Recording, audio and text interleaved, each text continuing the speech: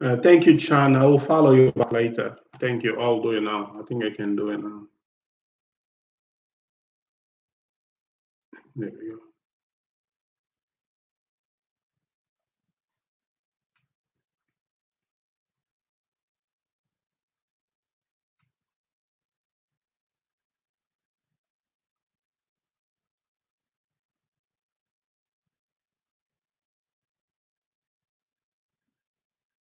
Nikki, did you fart?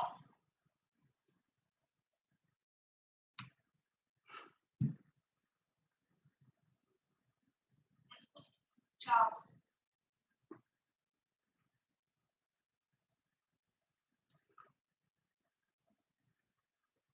Good afternoon. Good afternoon. Hello, right? Hello. Afternoon, sorry, I've got the TV on as well. All right. It's all right. I'm just inviting more people. So, yeah, yeah, sisters. Has any one of you ever experienced with bullying in the workplace? If so, could you please share with us? See, I think a lot of people that do tend to bully in the workplace is, you know, those managers that kind of think that as soon as they become manager, like, they, I don't know, they'd be doing too much. You know, they'll be thinking that, oh, they're the king of the world or whatever. Yeah. Me, I can't lie, I haven't been bullied in the workplace, personally. It's good to know. Only for a short period. Yeah, I'm a lady of luxury. Yeah, it's good. It's good that you don't have much experience with bullying in the workplace. It's really good. Yeah, to be honest, one time I went to work, I left after 3 months now. The energy, the atmosphere, just the itchiness. I was like, why am I here? I could be home. Yeah. Yeah, the toxic environment. Toxic environment. But I'm a bit privileged. I don't need to work if I don't want to. Oh, that's good. That's good. It's good. That's good to it's good to hear that. Really good. And I but think this would be a good life now. I'd like to hear some people's experiences. yeah, some people go through bullying in the workplace. They will end up leaving, like you said, after 3 months you left. Some people will go through mental problem because of that. They won't be able to go back to work. See, I have a friend on my where I used to work, and she was bullied relentlessly by our manager. I don't know if it was because this friend of mine was really pretty or what, but our manager had some sort of an issue with her. To this day, we still don't know what. Like one of the days, she ended up calling her like 6 or 7 times in a 3-minute period, just back to back to back. I was like, "Are you insane? Yeah. Are you crazy?" Yeah, jealousy can be part of it as well, like you mentioned, because she might be prettier than the other one. Jealousy can be part of it. Yeah. And also, people they go through bullying in the workplace are people that do the work, and people don't do the work are the one that go to managers and supervisors, and we know that managers supervisor, some managers supervisor, they like a toxic environment so they can control people. They let people be telling them what's going on, which is either false or truth, and they will have people who don't say anything to management. And then the lazy, I mean, people are entitled to be lazy, but people who are lazy tend to be the one that lie a lot in the workplace. And then people who do the work tend to be the ones suffering. Honestly, people need to stop doing more work than what they're paid to do. A lot of people tend to do more than what they're actually paid to do. Yes. And then what it does is, I don't know, I highly believe do what you're paid to do. Yeah, I'm guilty of that. I think in most of my jobs, I end up doing more than I'm supposed to be doing. And then there will be a clash in between those who are not doing it or those who are only doing enough. So those who are not doing it, they're trying to bring you into their team so you can be in the same boat. But if you refuse, then they'll be playing all the kind of shenanigan game behind you with the management lying about you. And because management, they want chaos so they can control. See, I used to do too much. and then I became a contractor. Oh, that's good. And a contractor lifestyle, you do what you're paid to do and go home. Yeah, that's good. That's it. And it saved my sanity so much. Oh yeah, definitely. Come on in, people. Come on in. Talk to us about your life experience bullying the workplace. I mean, it can be bullying life itself. Let me just invite more people.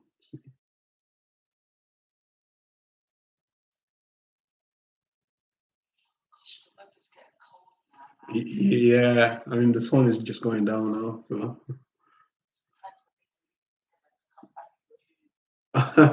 Actually, people with good financial, yeah, they do that all the time. They do that all the time.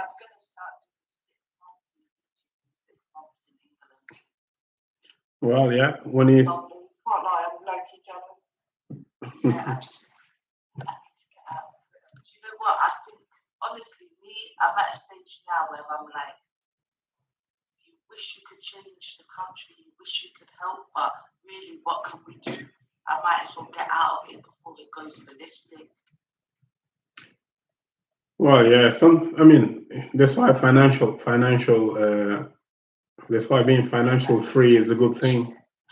But to be honest, you know, to buy a house, like for example, Egypt, for me to go buy a house in Egypt cost me about 40 grand. Yes. And then after I bought that house, to live a basic life, like middle class life, will only cost me about £400 or £500 a month, and I'll be proper up there life. That's like India. Yes, there's certain countries. There's a lot of African countries as well. You can go to and buy a house cheap and have a few £100, and you've got someone cooking for you, cleaning for you. You're nice. Yeah. I don't know why we're all in England. Honestly, I think there's a lot more opportunities abroad. Yeah, I don't think we're all here. Most of the people are out there, but some of us are here. And obviously, those who are there, if they're not self-employed, they'll be, crying for, lack of opportunity to get a job. But for someone that leave the West with small amount of money and go there and invest, and you can have a good life. But also, it's not easy to invest overseas. You just need to do 5 years in England, solid work. Within 5 years, you can go abroad and buy your house, have money to start up a little something, and just keep yourself afloat. In England, you don't have that same opportunity, man. Actually, the rich people in England, they're the one that do that. They buy a lot of properties overseas and invest in the business. Yeah, that's what I'm planning to do now, to go and invest in Africa and start a business from Africa. Yeah, there are people going all over. Believe me, there are people going. Mostly, like I mentioned, people from the West with money. If you see the hotels in Africa, Asia, Latin America, they're all owned by these Western investors. They're smart, also because of tax evasion. Yeah, but they're smart. That's the other reason, tax evasion. Yeah, they're smart. Tax is not a joke in this country. Yeah. Especially over a certain bracket. And Yeah. you're not quite rich yet, but you're not poor. Yeah. That 40% bracket is deep, man. Yeah. So I think that sometimes when people criticize some rich people, we should be learning, asking questions, how rich people became rich, how they The things invest. I've got, I put in a trust. I put all of my things into a trust. Trust and life insurance, yeah. Yeah, and my properties and that, because it goes straight to, it's in a trust. Like, it's easier. As I started doing what the right people do, it's easier to put your things in a trust. Yeah. Because we never know about tomorrow, so it's good to prepare. And you can never find out what I own as well, because it's in the trust, it's not public information. Whereas if I buy a house and I don't put in a trust, the dumb internet can go locate me. Yeah, put in under the limited company. There's so many people do. In the trust, Yeah, like my property now this property is under my name, but another property for next year will be under my limited company because I have my property management company. I was only leasing from landlord, leasing properties, renting property from landlord, doing HMO, which is a headache as well. It's not an easy thing to do. I had 2 properties that rent for landlord in Birmingham, in Solihull. I had to give it back because landlord they agree. Some landlord are greedy, Even when you sign, even when you sign agreement, if they see you doing well, they're paying them on time. They should appreciate that. But then what they will trying to come up, trying to ask for more. Yeah, but yeah, it's good. Investing is a good thing, and investing as well can help you avoid this kind of thing in the workplace, which is bullying. The Raj mentioned that she used to be a contractor. She's a really good thing. Come on in, people. Let's talk about bullying in the workplace. Oh, life in general, bro. I'm just going to Do you invite. not find that those that bully the most are not doing well in their own life? Anyway, they're not exactly where they want to be, so they're trying to take it out on everyone else. Usually that's company, isn't it? Yeah. Just inviting more people. I invited one girl, Ian, but I don't know if she's covered up because she was doing a, I don't know what you call it, like the nurse's degree or something, with the nurses. Yeah. Nurse. Yeah, nursing. And Yeah. she got like right towards the end, but her superiors refused to sign her off, so she never become a nurse. Wow. Yeah, things like that. Things like that happens, Yes. and things like You that. have to get everything signed off. Like, for example, when you're doing a catheter, you have to get that signed off 3 times from what I remember. So Yeah, if you do it once, you have to do it on 3 separate occasions. She felt that she was racially targeted, funny enough, by another community of black people, but not her community. And like she felt targeted that because her superior was Somali lady, she felt that because she was Caribbean, that she never got signed off from it. And even when she talks about it, you can hear it in her voice. Do you know when you try to get a career for yourself and it got stopped? She sounds sad. But you know what you can do if you have an issue like that? Yeah. You can request a second placement. But if you're just a couple of things of being signed off on something, you can ask for another placement. Oh, yeah, that's why I wanted her to come on it because the other day she was saying that she was so sad, and I felt bad for her because it's like that was the whole career she was trying to start for herself. Unfortunately, some group of people in community will, when they get opportunity in the workplace, they will just push for themselves. So Yes, unfortunately, that happened to her. in the factory job, it happens quite a lot. But can you blame people? I think each person from each side or each part of the planet should learn. If you see some people are bringing each other, why are you kicking each other away? Some people do that as well. So it's unfortunate that these things happen. And I think talking about it like we're doing now, I think it might be good. It might be helpful, like for your friend. Like me saying something, Raj saying something, it might be helpful for your friend. Like Raj said, she can always find different placement. So this thing can really be helpful. This conversation can be helpful. Sorry. Yeah, that's what I thought when I saw the title. That's why I did share it with her, but I don't know if she's busy or something. I only know this because I did do nursing once upon a time. Oh, did you? Yeah, many years ago. But then I quit. Yeah, I could never. Hey, Tishy, come on. Yeah, I just invited. You're right, love. Hey, Rach. Hi, everyone. Afternoon, Fish. You all right? Yeah, not bad. You talking about bullying in the workplace? Yes, indeed. Yes. Yeah, I think unfortunately lots of people have encountered that. I'm always wary of having a female manager. Yes, they're the worst, isn't it? Really are. But yeah, No, Tishy. I still remember. Okay, I was due to go for and deliver this training. I was doing a contract for Nationwide in Northampton, and we were setting up a new section of it in Bournemouth. And I was put forward to go deliver the training for it. Tell me why my motherfucking manager at that point pulled me back because it's like, oh, you've got a husband and you've got kids, and I understand you need to speak to your husband, and it wouldn't be right to leave your husband with the kids for so many days. So that's why I've taken you off the training. I was like, do me a favour. That I was so upset over that. That's when, I was speaking to my colleagues and that, and they're like, why are you even doing this? Because it's not like we're going to get paid more. Yeah. The only thing you were going to get paid for was your transport there and the hotel there. That's it. They were like, just do what you're paid to do. Leave at the end of the day. Can they do that to you? No, but when you're a contractor, because you're not employed by them, you class as a self-employed person, you don't have the employee rights that go along with it. Yeah, self-employment, yeah. Ladies, some of our men, we talk about women, females, and microaggression when they're working together. I think it's what Tasha, sorry if I'm saying your name right, Tasha was talking about. What do you ladies think about the microaggression between when females are working together? The common one that I face, sorry, Rich. No, you go ahead. Was you're not the manager, which is kind of a weird thing to say to someone.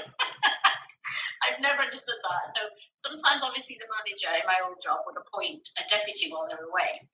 And so you carry out the task, and other women would get offended. They get offended if you progressed faster or reach promotion. They're like, well, I've been here longer. They get really, really triggered. But I think the worst case that I've had some good female managers, I will say that, and at the moment I have a really great manager, to be honest. But my last manager was the reason that I left the company, even though I'd been with them for 21 years. She was absolutely horrific, and she was a control freak. And I think because I'm quite independent and strong-willed, I think I triggered her on some level. I mean, I trigger a lot of people, I'm not gonna lie, but she was like, she would say things to me like, "You're answering your emails too quickly. If you're still logged in past 5 p.m., hide your online status. Oh my God. Your migraines, it's probably your headphones that are causing everything." She would try in every little way to, I mean, micromanaging is probably an understatement, but I think it's because I triggered her because I was quite strong, and I think she felt that she needed to cut me down to size. But I do also think it was a racial thing as well, very, very subtly, very subconsciously. She didn't outright say things, but I could tell, you could just pick it up. It's just in your bones. What race was she? She was white, yeah. So I think she was sort of looking at me like she has ideas above her station. I need to put her in her place. And that's 100% with everything she did. That seemed to be like the underlying thing. But yeah, I do genuinely fear a white female manager, more so because I know that if I speak out, people will believe her and not me.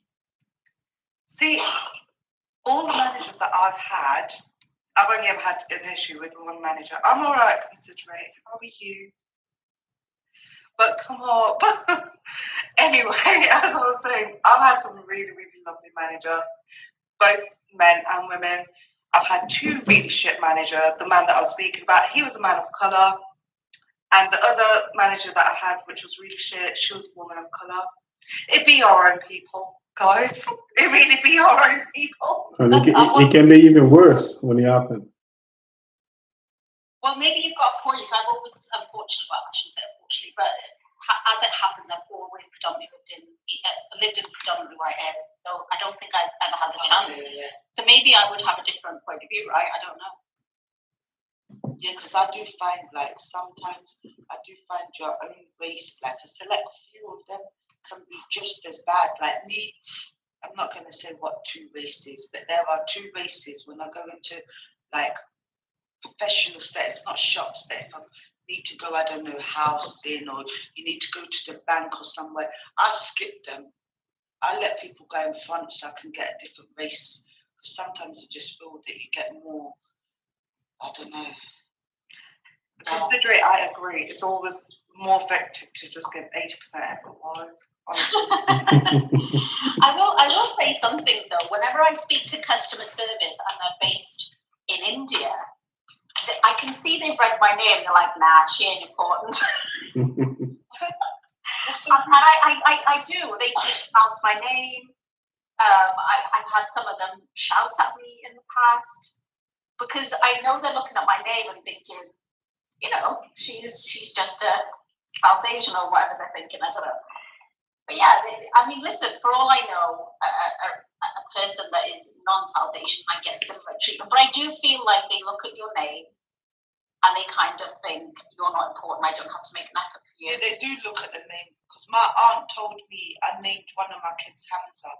Yeah, and my aunt told me change his name. I was like, why? She's like, his CV is going in the bin. There's a lot of Hamzas in the young offenders. I was like, oh my days, that is so. But there was a racist, study done religious. about that. What? That is true. Yeah. There was a study done about it where 2 exact same CVs were sent out to multiple employers. One of them had an Islamic name. I think the name was Muhammad or something that they used. I can't remember the exact name that they used. But have a look into it. There was actually a study done about that. And one was a predominantly white name. And the amount of responses were received by the white CV was phenomenally higher than the responses received for the Muslim name CV. Yeah, I think that's the reason. Yeah, Sorry. I can't remember the exact name. Sorry? Like, I don't want to be racist yet, but I just think that white people, they like to hire, like, other white people as well, because they feel like, sorry? That's what it's unconscious bias as well. Yeah. And I mean, we all have that. We predominantly want people around us who sound familiar to us, who, I'm not. There's a study also done on we're more empathetic to people that look like us. Yes. We sympathize and empathize more with someone that looks like us than someone that don't. And that's not racism. It's like genuine facts that you'll find. Like my son, he's in a Hindu school. Yeah, 98% Hindu. They gave my son the Somali tutor as his tutor lady, and she looks for my son extra because he's Somali, she's Somali. And I think they did that because they knew he also needed an outlet for himself, his own people. Yeah, and it's also like they have more in common as well, Sorry? It's like they have more in common as well. Yes. Yeah. Yeah. You can relate, I suppose. Yeah. But that having more empathy to your own in that context it's not racist, that's empathy. Racism is when you gonna disrespect other people now because you can't sympathize or empathize with them. But we do like me, if I see anyone of brown skin, I'm automatically I'll stick up for you. If I'm on the street, anything, because I'm brown skinned. Exactly. Why not any skin, Jamila? I would stick up for any skin, but if it come down to it, like the other day I was driving, I see a whole load of black school children and police pulling up. I parked up my car quick because the way they pushed one little black girl was unbelievable. Not saying I wouldn't do it if it was white people, but I'd leave maybe the police to deal with them, unless I saw something really bad. But when it's my own people, because I know the oppression I face, I feel like I have to protect them because I feel what they've been through. Yeah, right. Unconscious bias anyway. Yeah, it is. But this is the whole reason why we have, the diversity hires in our hiring processes. But did you know that the people that receive? Yes, I am doing another quiz. Consider it. But oh, okay. Well, but you can both take part. It's a good date night to take part in my quiz instead, I'm sure. Anyway, sorry. What's your quiz? Yeah, I do quizzes in the evenings.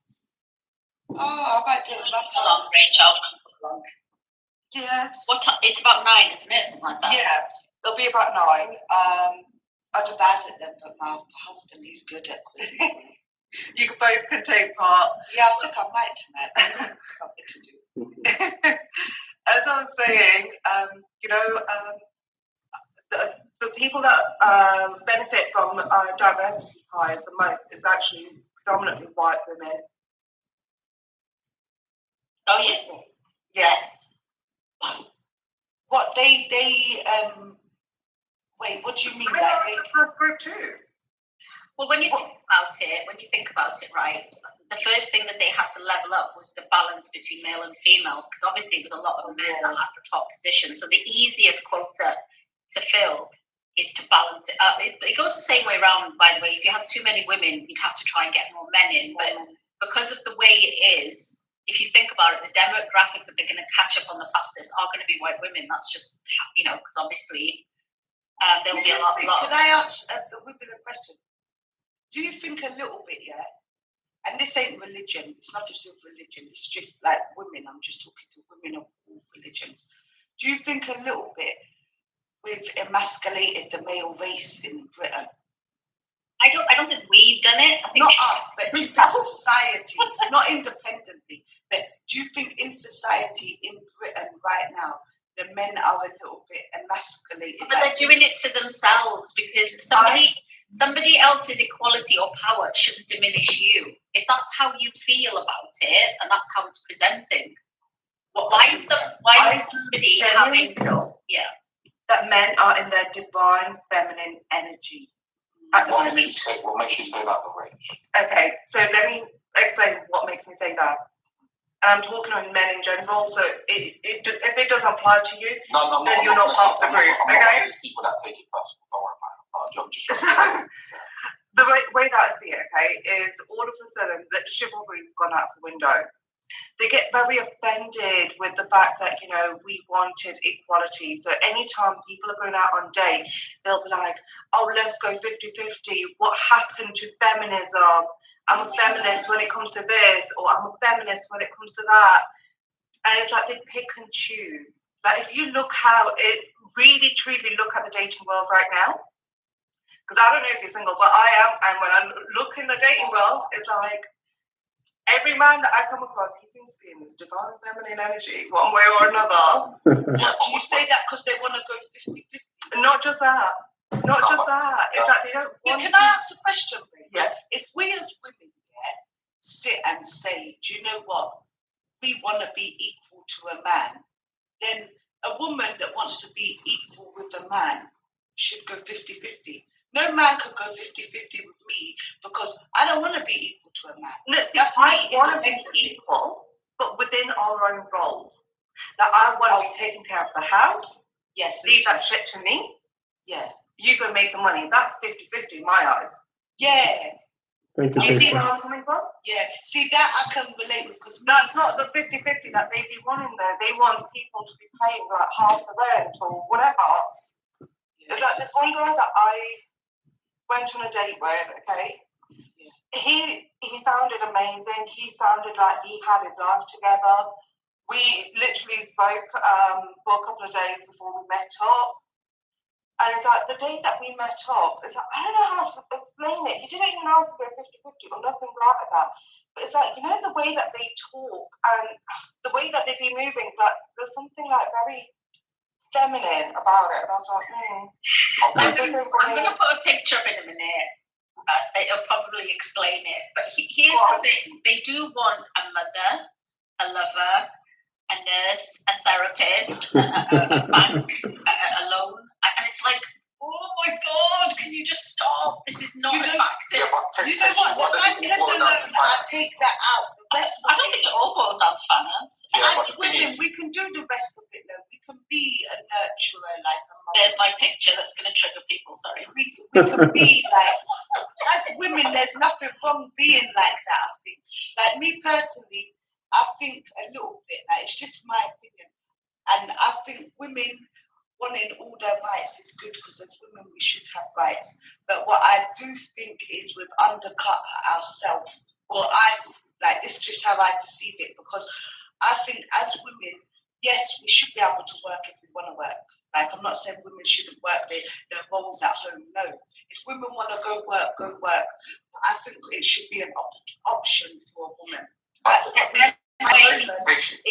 don't have the option not to work. If you don't have a good husband that's able to financially keep you in your household, it's like we don't have that option anymore. So the pay cut, the pay gender thing that people are angry about. Yeah, not so much now because it's changed, but back like 5-10 years ago, there's a big issue. Men get paid more than women, but historically, that was because a man, he could work and look after his wife and children and house on one paycheck. So the moment we wanted to be independent and equal, men no longer can look after the household on one paycheck unless they're exceptional men. They need the woman Thank you, to Blue also Lily. work. Teishi, what were you saying, sorry? Oh no, I was just saying, I don't really think, for me, it's not the money part of it that I focus on. It's the fact that I feel like I have another child, or they want something emotional from me. They want a counsellor. I have to be there, and it's frustrating. Isn't that part and parcel of it? No, because it's taken. There's no give. It's just this. It's this withdrawal energy. I'm withdrawing stuff from you. You have, in other words, that's how you get objectified. It's like you're a vending machine. I need this from you.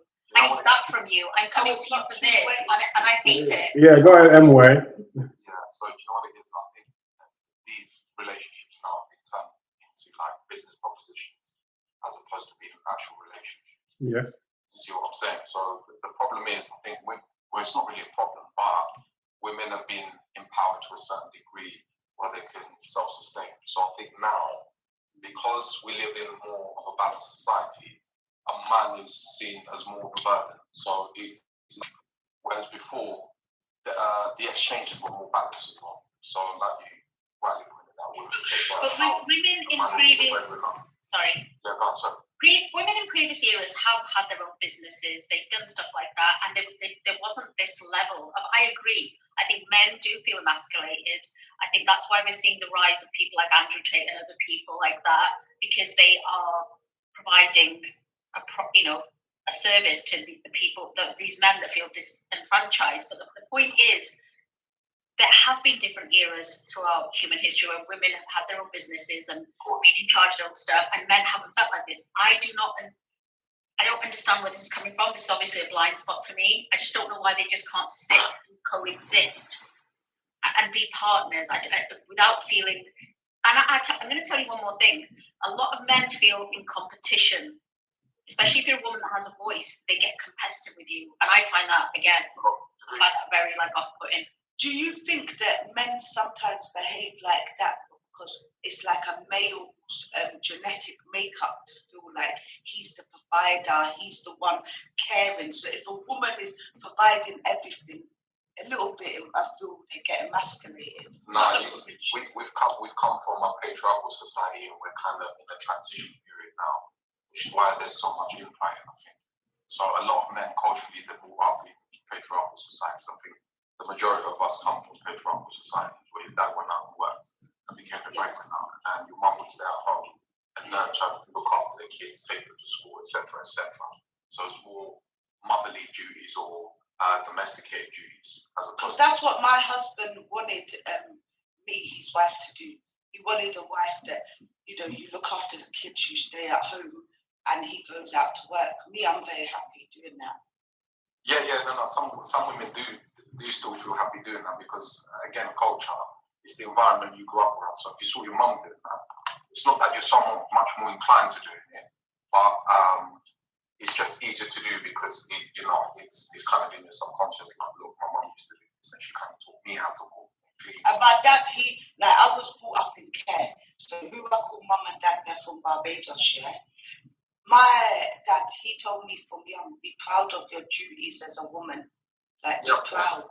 Yeah, like, I was brought up to be proud, to want to cook, to clean, to look after the kids. My adopted mum, she was always in the house. She used to go work 2 hours a day and then, be home, take us to school, pick us up. I was taught to, be proud of that. But sometimes I feel like as a woman now, it's a bit hard to just be proud to just sit at home. Well, can I just say something quickly? Here's the thing. I do agree that women can't have it all, or anybody. You can't have it all. That's true. You can't have an amazing career and the family and be there for everybody. You just simply can't do it. I stayed home with my kids until my youngest was about 3-ish, and then I started part-time working. I think watching my mum, who's a full-time housewife, she was bored out of her mind, you know, and I mean at the point where we went to school, right? Because she'd be there by herself all day. And I think it depends on the individual, doesn't it? But I think you can have a little bit of both, but I think women, if we're being honest with ourselves, we can't have it all, we know that. The problem is nowadays women are told that you can have it. And like you said, that's just not true. They're told you can have a fantastic career, you can raise a family, you can have a loving home, which I 100% disagree with. You can have either or. And I think as men, we need to take, not even as men, I'd say nowadays, to run a decent household, you need 2 wages. And that was the case back in the day, right? So a man can go to work and a woman can stay at home. I can hear an echo. I hope it's about tonight. I think it might be me, but because some people mention every single day, but let me put my microphone away. Oh, is it me? I know it's gone. It's host. It might be me. It might be my microphone. I don't know. I need to put it away. So sorry. But yeah, as long as it's not too much on the pop, I'll carry on. But yeah, nowadays you can't really realistically run a household minimum wage. It's more or less impossible. You can't get a mortgage. You're forever renting. And you need your woman to work. And don't you think that puts a strain on the marriage as well? Because you have women working, men working, then you've got the work of the house, the washing, the cooking when you get home. How do you have a happy marriage? I'll tell you. If I was forced to go work, I'd be really upset with my husband. No, but you see a lot of men nowadays, especially young men, take more part in domesticating. So you do see men cleaning. I see a lot more men with their kids at the park, whereas you used to only see women. So I see a lot more men with the kids at the park taking care of the kids whilst the woman can go to work as well. It's a give and take thing, but just to add to Mohammed's point, there was a point in time, this was probably about 10, 15 years ago, where I didn't have any cousins or close family members, that reached the age of 25, and I'm talking about females specifically, and were unmarried. The amount of girls now over 35 who remain unmarried, and I think personally, I don't know whether you guys agree with me, but it's like a Western social construct now that you can just be the rich auntie who doesn't have it. Kids are seen as a burden, whereas they were seen as a blessing like 20, 30 years ago. Like kids are actually seen as a burden, like bringing up kids. So, I've got cousins who talk about being a rich auntie and they've got no ties, they can travel the world, That's what they tell me as well. Some of those things come with an expiry date because you reach your 40s and 50s and see your peers, and everyone's got a family and everyone's leading good lives. It's not like having a family to take away from, because obviously in our beliefs, in the Muslim beliefs, families are a blessing. And it's an embodiment of our culture. Yeah, I think the focus has gone from the family society to the self. Yeah, so it's just a very selfish society we live in, but that's a Western social construct, I believe. And we're kind of doing what this country's doing. So this country it was a country brought up with Christian values, and they used to believe in families, they used to believe in communities. You can leave your door open, etc., etc. Everyone used to know, it takes a village to raise up a kid. Yeah. And the whole village would be involved. So there wouldn't be as much crying because everyone knows, okay, see that uncle there, if he sees me doing this, he's going to get to my parents. Whereas now, it's like everything's all over the place. You got parents who have broken up. Obviously, the mother takes on the burden of the kids. The father's not as involved as he should be. And then she's having to do with the finances, and the kids don't have a male at home that they can look up to, can guide them, and then that's when you get a lot of societal issues come with that. So it's like going down the route of secularism. It's just, for me, it doesn't make sense. If you're Muslim, I don't think you should kind of really have that mindset. I agree. I think I've got 2 friends, they're my age, we're over 35, but we're not 40 yet. But they have never got married. And they take the piss out of me sometimes. They're like, yeah, we can just up and go anytime we want. But then I told them, there's days when you are sad and your kids can come to you and make you smile on them days, man. thank God for my kids, honestly. There's days where you might feel down, the world's getting on top of you, and them kids just lift your heart back up, man. That's what I'm saying. That's what I'm saying. Kids play a big part in your happiness. The stresses that come with it, that come with having a kid, and obviously not only the financial, but just dealing with the kids and making sure that they're right. I had my kids in my mid-20s, and we just had the kids.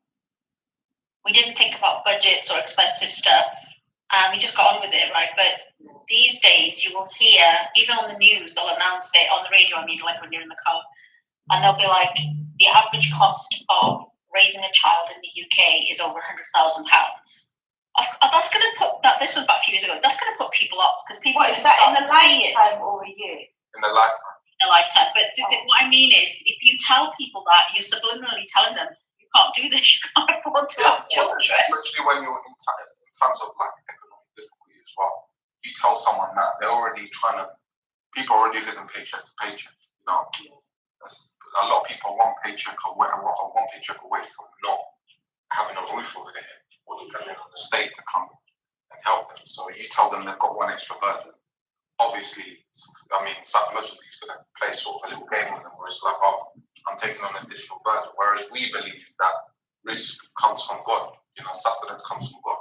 Allah provides. Yeah, of course. So, see, this is what I'm saying about straying away from the values that we were brought up on and taking on what's going on in people saying, you know, see what you said to me, was funny, you know, about how your friends said they can up you.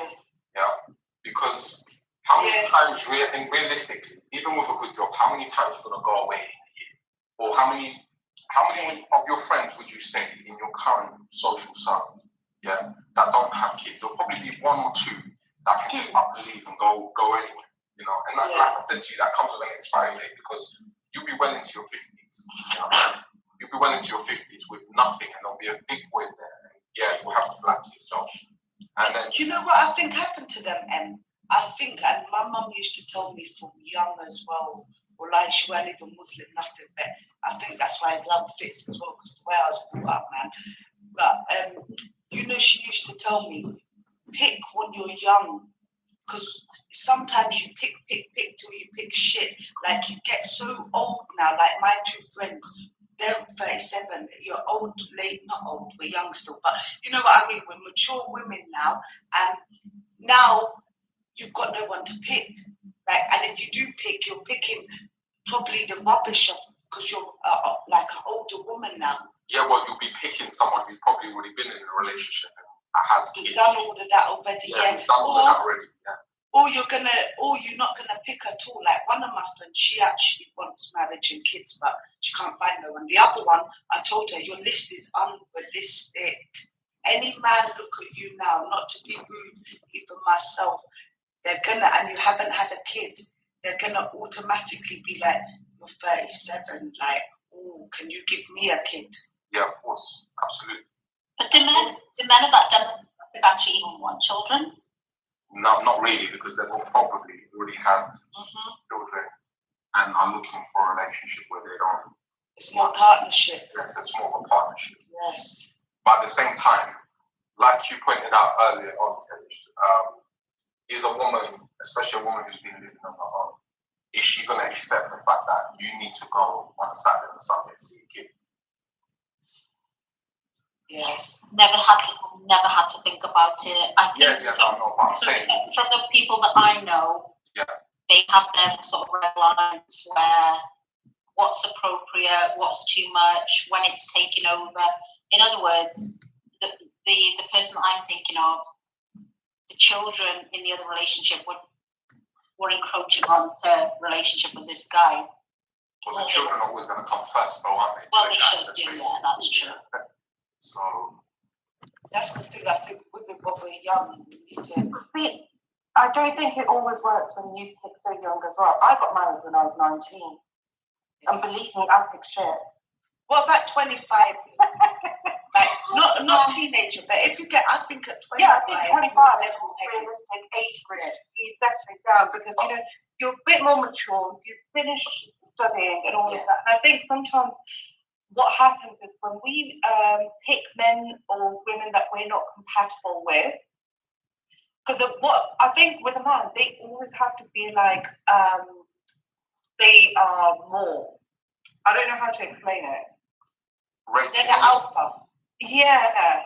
I like that. They got a lead and everything. But then if you are already a headstrong woman, if you're already someone, who's got brains on you, who has got vision, who wants to do things, but they can't keep up with you, that's when they start feeling like shit and they go into their divine feminine era. I think that's what happens. Rach, you know what's interesting though?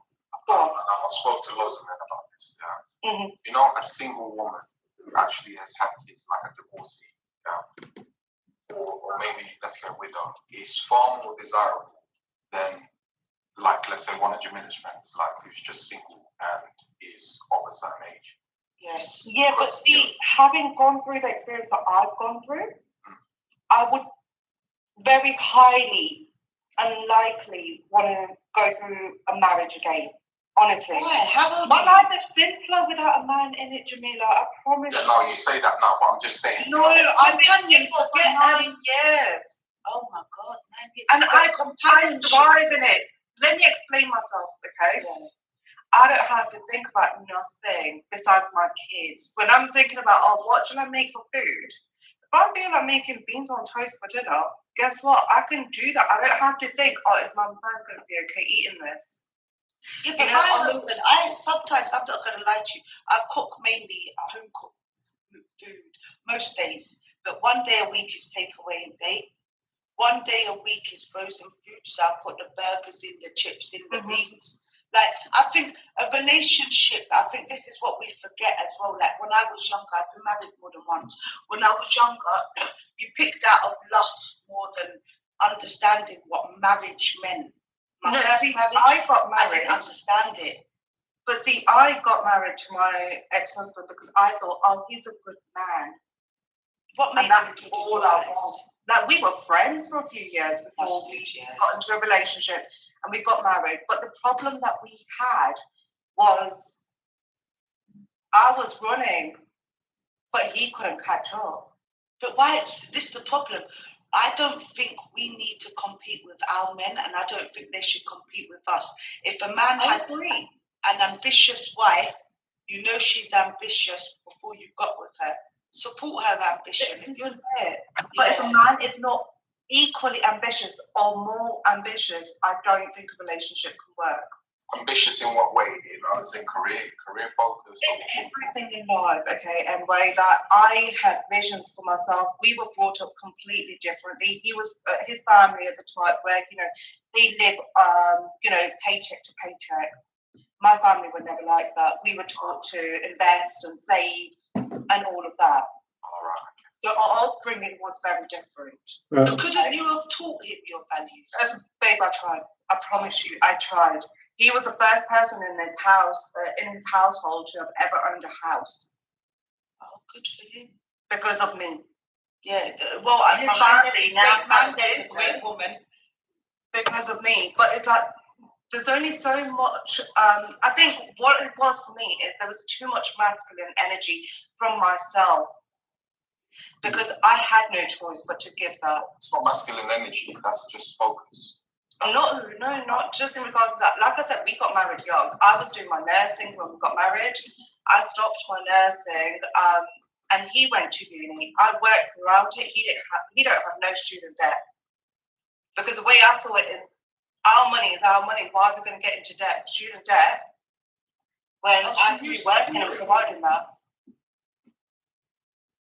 You supported him with the student debt?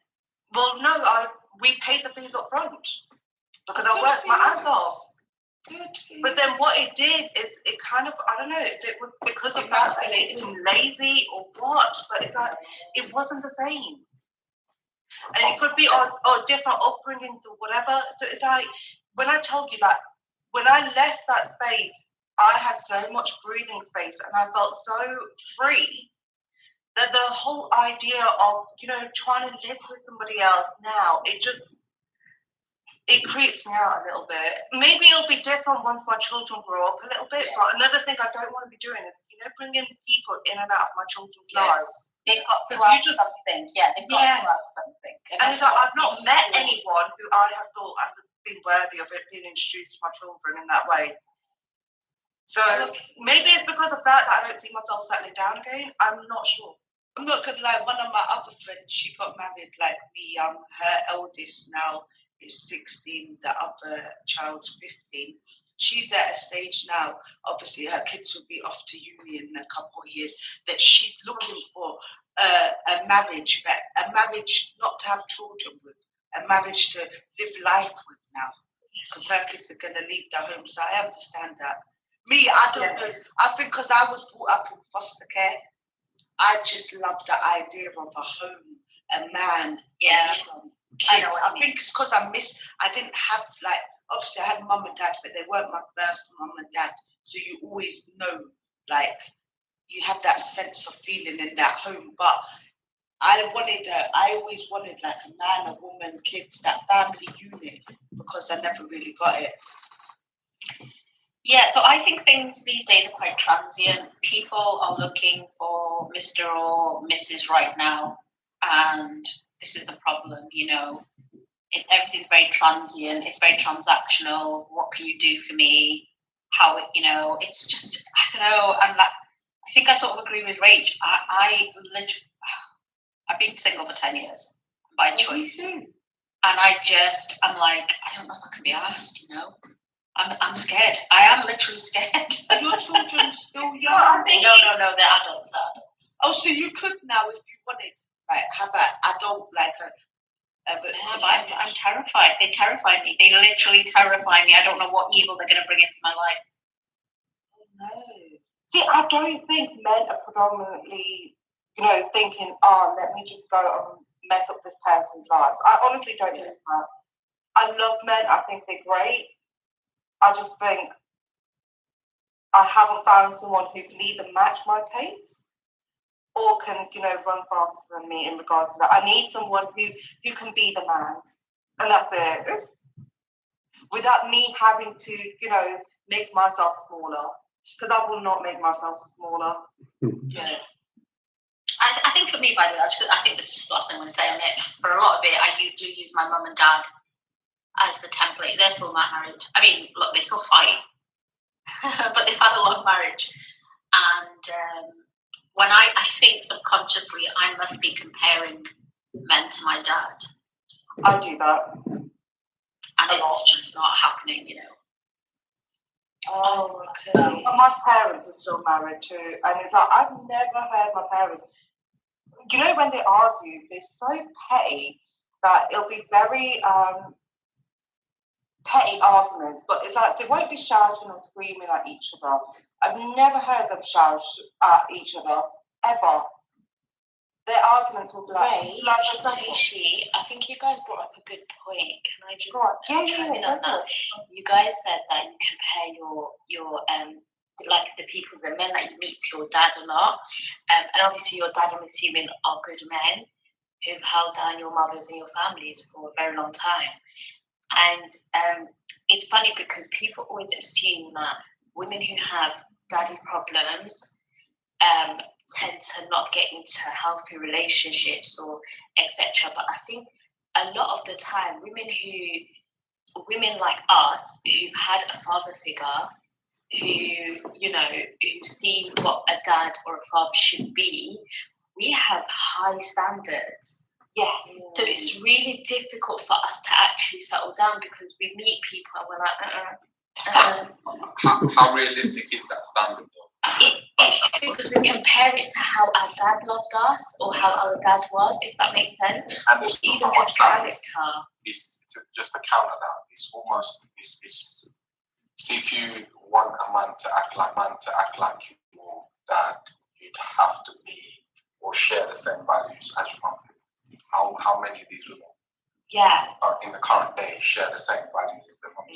Oh, I think I do personally. Like I'm not to be offensive or anything, but you're that generically. I get that, but for me, for example, I do take a lot from my mum. I think she was a great example of a good wife, a good mum. You see, but I think what it is that I'll give you an example of what I mean by standard. Like when I first came on TikTok, it's about a month ago. I started listening to different lives, and I just started to see like a lot of men who shout, scream, emotional. They're very expressive, which I'm not really used to. You see like how a lot of them might dislike women, speak on women a lot, compare themselves almost, and you see women do the same thing, right? So to me, I was very, very baffled as to, okay, is this a generational issue? Does that make sense? Because that's not what our dads did. They wouldn't even speak to women in a certain way. They had a certain level of respect. Yeah. Does that make sense? So when I've come on here, it's like a culture shock almost. It's like, wait, is this our men now? Like, what's going on? I don't think it's our men now. I think the argument for those kind of men is if you want a man like your dad, so if we lived in a patriarchal society, like right now we're transitioning, so the women really, it's, like I said, it's got to be given take, so the women really can't expect to be extremely outspoken, but your mum was really extremely outspoken. Yeah, let's face it, within our cultures, your mum, how many times would you say your mum would talk back to your dad in a certain tone of voice? Yeah. Because now women they basically they can self-sustain now. So it's almost as if they want equality, but at the same time you want the man to take on the burden of the responsibility and with a certain type of respect, but at the same time you're not willing to give that respect. See, anyway, both my parents, they had careers, okay? My dad, when he was getting married, he had a love marriage. It wasn't arranged, and his whole reason behind it, and for a very long time, my grandparents were upset with him. Which is, they want to select. But the whole reason why he did that, he was like, I don't want a maid, I want a life partner, I want someone who's ambitious as me. Yeah. Okay, my mom ran her own business, so did my dad. The only time that my mom and dad's relationship changed in regards to that is when my baby brother became really ill, and my mom then took on a caring role for my baby brother. Yeah. Okay, but to this day, my mom and dad run my dad's business together. Like, she takes care of the house, she manages all the money, and my dad goes out and earns the money. That's where they've come to. My mom is very outspoken. She's very much a feminist. We were brought up in a way where we were treated equally between me and my brothers. So it wasn't like, How many high-powered couples would you see 30, 40 years ago? Especially? I mean, when I look at my aunties and uncles, they have very similar dynamics. Yeah, that's probably because you grew up a certain.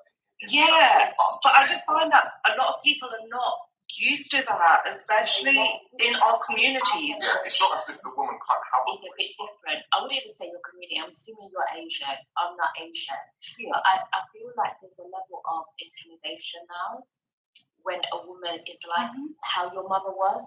Whereas I feel like a lot of men were so confident in their masculinity back in the day. I think now it's like a vulnerable masculinity almost. Do you think they were confident in the partnership back then? That men knew that they would pick a woman would women them, who go get her. They both had the mindset that if it breaks, we're going to fix it, and like we support each other because it's for us. Whereas now there's kind of a mentality of like everybody's scared to properly be a team, their money and their finances. It's not just that, sis. I feel like there's like a level, for example, Rachel's parents, that your dad was very confident in masculinity. He knew regardless of what was happening in his household, his wife would hold down the household if need be, just like she did with your younger brother. He understood that he would always be the bread maker, whatever your mum brings in is for her and the family and the kids. See, he was very confident in his masculinity, but I feel like right now we're seeing a vulnerable kind of masculinity almost, where men are almost intimidated by women who are doing it, even though it's how they grew up, like it's what they've seen their entire lives, if that makes sense. It's almost like, oh, she does better than me, she's going to leave me. Or if she does more than me, I feel intimidated. It's a bit odd, I don't know. Do you really think it's a vulnerable? Would you really? I think right now what's going on is odd. I think it's women as well. Don't get me twisted. I do think women have a sense of like, almost like, oh, the power's in our hands, and just taking it too far with. I think it's probably more to do with that as well, because let's face it. But that has affected the men now, because the men are now vulnerable. Well, it's whether you allow it as a man to affect you, but I think for women, it's kind of overstated. You see this whole self-sustenance thing, yeah? Before, especially, are you East African? I am. How do you know? I can just tell. I can just tell. So I'm from the same community. No, East Africa. I'm from the same community. Oh, you're East African? I thought you was Asian. No, Rach was Asian. Yeah. It was, no, I'm East African. It's so weird. I'm like, how do you know? Yeah, so see the way we kind of grew up, yeah, it's almost as if the man will take the burden, but the man will also have all the chips. So if he left that woman would have to probably go back to her family in order to take care of the kids, in order to be financially capable to do certain things. Whereas now, because a woman for me, this whole self-sustenance thing, for a woman, especially in the Western world with the freedom and liberties that we get, because it's such a new concept, I think a lot of women, especially the younger women now, they kind of overstate it. So I think that's why divorces are kind of through the roof, because it's like, why do I need a man to take care of me? If he brings me problems, I won't have the same rights. I've got more rights than my mother did, so I can just leave. Even if it's with the kids, as difficult as it will be, I can either rely on the state or go get a part-time job and still take care of myself and still live a fairly good lifestyle. Do you get what I'm trying to say? So it is a new concept, and I think a lot of women use it to kind of their advantage, especially their high earners. Yeah, Cara, you have something to say. That's why divorce is fine. Yeah. Go on. Hi everyone. So I'm actually from the Middle East, and I did notice that divorce rates are high. And what I did notice also is that the idea of cohabitation and living with your boyfriend or girlfriend before marriage has really grown up. And I think divorce is high for two reasons, and I'll tell you why. The note, like marriage in the past was, if I can give you an example of marriage in the past, it was like this. It was the definition of love has changed, and it was like a woman, let's say she owns an antique shop. All right, this is love, right? This to me is love. A guy goes inside, right, and he sees everything in the antique shop, and it's really rare goods. It's very expensive stuff. And he goes, oh, that's lovely. That's really beautiful. He sees it and goes, oh, Rach, that's beautiful. Everything in this in your shop is this yours? And he touches it, and she goes, yeah, it's mine. That's lovely. That's beautiful. And he sees that, oh, that vase, is that yours? Goes, yeah, it's mine. That's beautiful. That's love. That's love, right? And you feel loved. The girl feels loved, and that's fantastic.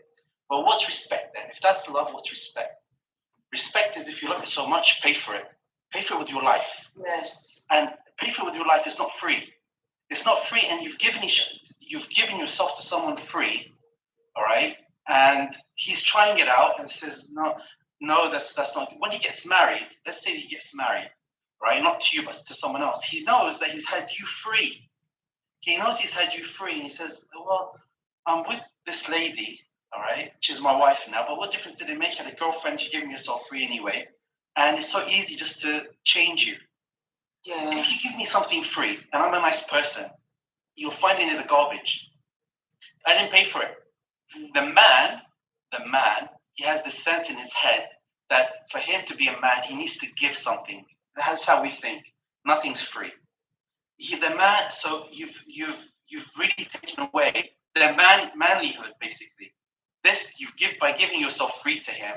You've given away you've robbed him of his manlyhood, and his manlyhood is to give his life for you. Now he doesn't need to give anything; he's free. And the lack of respect in relationships comes from the fact that you've given yourself free to that person. That's one reason I think you have a high divorce rate. And also, I had a chat with some friends of mine, and they said, oh, I don't believe in marriage because I have a girlfriend, and it's the same for me as marriage. It's exactly the same having a girlfriend. I love her like a wife, and why do I need a paper or a priest to tell me that I'm married? But what you don't understand, what he forgets to say is breaking up with is like divorce as well, then, isn't it? If you living with your boyfriend or girlfriend is the same as getting married and you don't need it, therefore breaking up, it would be the same as divorce, and you didn't need, and it's easier. So basically, how you're being treated is easy. No one's giving their life for you. No, and women need to feel that. Women need to feel the man's given something. They need to feel that he sacrificed something. You've just given your whole self free to this guy, and all he's done is give you nice words. And love without respect is just pointless. It's pointless. You're stuck in a shop where you've given everything's free, and you've nothing to show for it. And that's sometimes what's making the women go mad as well. Sometimes you see these emotional women. And when I was younger, I was one of them, so I'm not down in women. But like, you're so offended, you're so insulted, like, I gave myself to you and then you're not going to marry me, or you don't value me the way like I thought you valued me. And we kind of destroy our own souls sometimes for the next man that comes. Because my husband, to be honest, like, real talk for me, he had to put up with baggage. He didn't have no kids. I had kids. He didn't have none. To marry me with kids, with past marriage, whatever, he had to take on a burden that weren't his. You know what I mean? He took on, because obviously that divorce, then prior, whatever, it leaves you as a woman disheartened, like some of the women on the panel. It leaves you scared. It leaves you all kind of emotions. And then your next husband, like, lucky you want an ex-husband or you get an ex-husband, he kind of has to ease that pain out of you in a way, and then show you it more, because I had abandonment issues. So my second husband really had to teach me not to fear abandonment. Like, and it's not his bird, it's not really his thing to take. If I hadn't been married before, hadn't had them trust issues and that, he wouldn't have had to deal with that. So sometimes as women, we have to remember, and just, it's not down putting ourselves, because me, I'm an amazing person, mate. My husband's lucky to have me. But at the same time, we have to understand that sometimes we do come into relationships, marriage, with baggage that a man has to heal us from. Like Cardi B said, like, Stephen Diggs wants to heal her from her past traumas. So I think sometimes we have to give the man grace when they do come and say, I'm going to try, like, heal you a bit and support you. Give them a little grace. I would disagree with that. I so much disagree with that, because you're putting, so the man, and here's the secret. So I've been married now for 20 years, yeah? And I'm very happy, and I want to tell you the secret of it. You're very happy, yeah. I can imagine. Is your partner happy though? Yeah, here's the thing, and here's why I disagree with him. Is because healing doesn't come from my wife. I'm not looking to her for healing. I'm not looking to her to make me happy. It depends on the healing. What can I make myself happy? If I'm someone joyful in myself. Well, I'm a happy person, but I had scars from my past life. I had scars before I met my husband. Having scars doesn't mean I'm not happy. Of course I'm happy. But the scars I had leave. Yeah, like, heal is just, I don't know what other word to use. Just, it's the word I thought, that thing. But I'm a happy person. I was happy before I met my husband. He's not going to marry nobody miserable, right? But what I'm saying is my abandonment issues. You know, when me and him had an argument, for example, at the beginning, because I've already been divorced, because of my childhood, I just felt like, you know, we have an argument, that's it, the relationship's over, bye, go away, it's done. And then I'm talking for me, not all women. Then I got over emotional and, you know, thinking it's done because of my own traumas from before. And he had to really sit me down and be like, listen, when we have an argument, like, it doesn't mean it's done. Like, if I walk out, I'm not leaving you, I'm just letting you cool down. Like, like healing, like not like, oh, he's my therapist. You're actually maybe teaching, maybe is better than healing. I don't know the correct word, but in the sense of just reassure me that, you know what, if we have a disagreement, it's not divorce. You know, teach me that screaming and shouting in front of the kids, you know, not the relationship he wants. Some things, because we all come from our own cultures, our own upbringing. And I think a man is a leader. So when you get a man that is mature enough as well to see, okay, A, B, C, do you know what? This is not what I want in my relationship, in my marriage, and respectfully aligns with you and tells you that, it gives, like me, I got reassurance. That's all I'm saying. That I can have an argument today and I know tomorrow we're not divorced or he ain't running off. That's what I mean. Like, in my other relationship, I never had that assurance. I was always on edge, accusing him, thinking him. Now, obviously, no one's perfect. But if he cheated, like, it would be like beyond me. I would never, like, obviously, nothing's beyond anyone. But I just wouldn't assume it because of the way I don't know. It would surprise me. Yeah, Kyra, go ahead. What do you have to say, Kyra? No, that's it. I'm just saying it's not a healing like a therapy. It's just like teaching. Men are like, you're the disciplinaries, not physically like that, but like you're the alpha, you're the head of the house. So if you treat your woman harshly, you just build the harshness in her that might have been there before you. But if you treat her with delicacy, you kind of eliminate that harshness. I was very masculine. You see me on TikTok, a big mouth. Imagine 10 years ago what I was like even bigger mouth, more emotional, more everywhere. So it's the way sometimes a man beats. It's like with your father, the way he treats you, you know, it becomes your hero because he treats you with that respect. He protects you, he provides for you, and he disciplines you. Sometimes, like, discipliners in a relationship, not in the terms of like a child, but in the terms of come and speak to your partner and explain, look, I weren't raised in a household like the Rach lady did with her husband. Like, I come from a background where we invest money. Like, we put it for future. We buy houses. This is the marriage I want. Like, and then she taught her husband, you know, this is buy a house, invest. So it's just a teaching process amongst marriages. I think that we're not like, I don't know. And I see where you're coming from, but I feel like sometimes when we have this conversation, like I get what you mean, but sometimes it can seem like codependency. Do you understand what I'm trying to say? Like, you have to do that work within yourself and separate it from your partner. Do you understand what I'm trying to say? So I agree with that, yeah. So I don't expect, thank you very much. That's what I want to say is I don't look to my partner for healing, for therapy, my partner can make me sad, but it's up to me to make myself happy. I can't leave her and say, oh, well, my wife doesn't make me happy anymore. I'm not a kid. I'm a grown ass. No, but my husband, that's what you're not understanding. My husband, it's nothing to do with my husband making me happy. It's to do with my husband taking time. I make myself happy, but my husband to take time and sit with me, to explain himself delicately, respectfully, to come and just, that's yeah. not so making, that's not my happiness from him. That's just respect in a relationship. When your partner can come to you, I can go to my partner and tell him things as well if I'm feeling, you know what, I think this is better for my home. He will listen. We'll have a mutual understanding. Having that mutualness and that respect of I hear you, you hear me. It's not healing. I heal my own self. My traumas are not from, my husband's not healing my traumas. He's supporting me throughout life.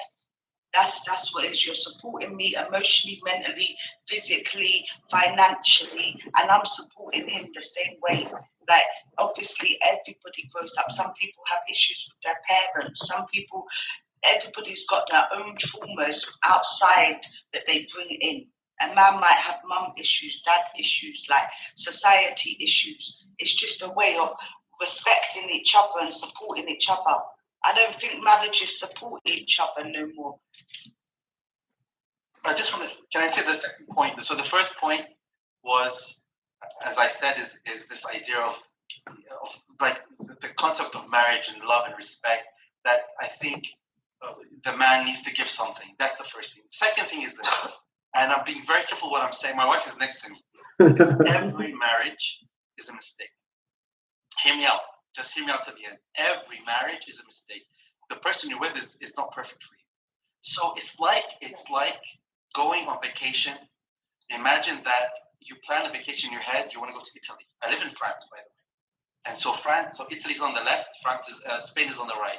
And I plan in my head, if I just say this, please.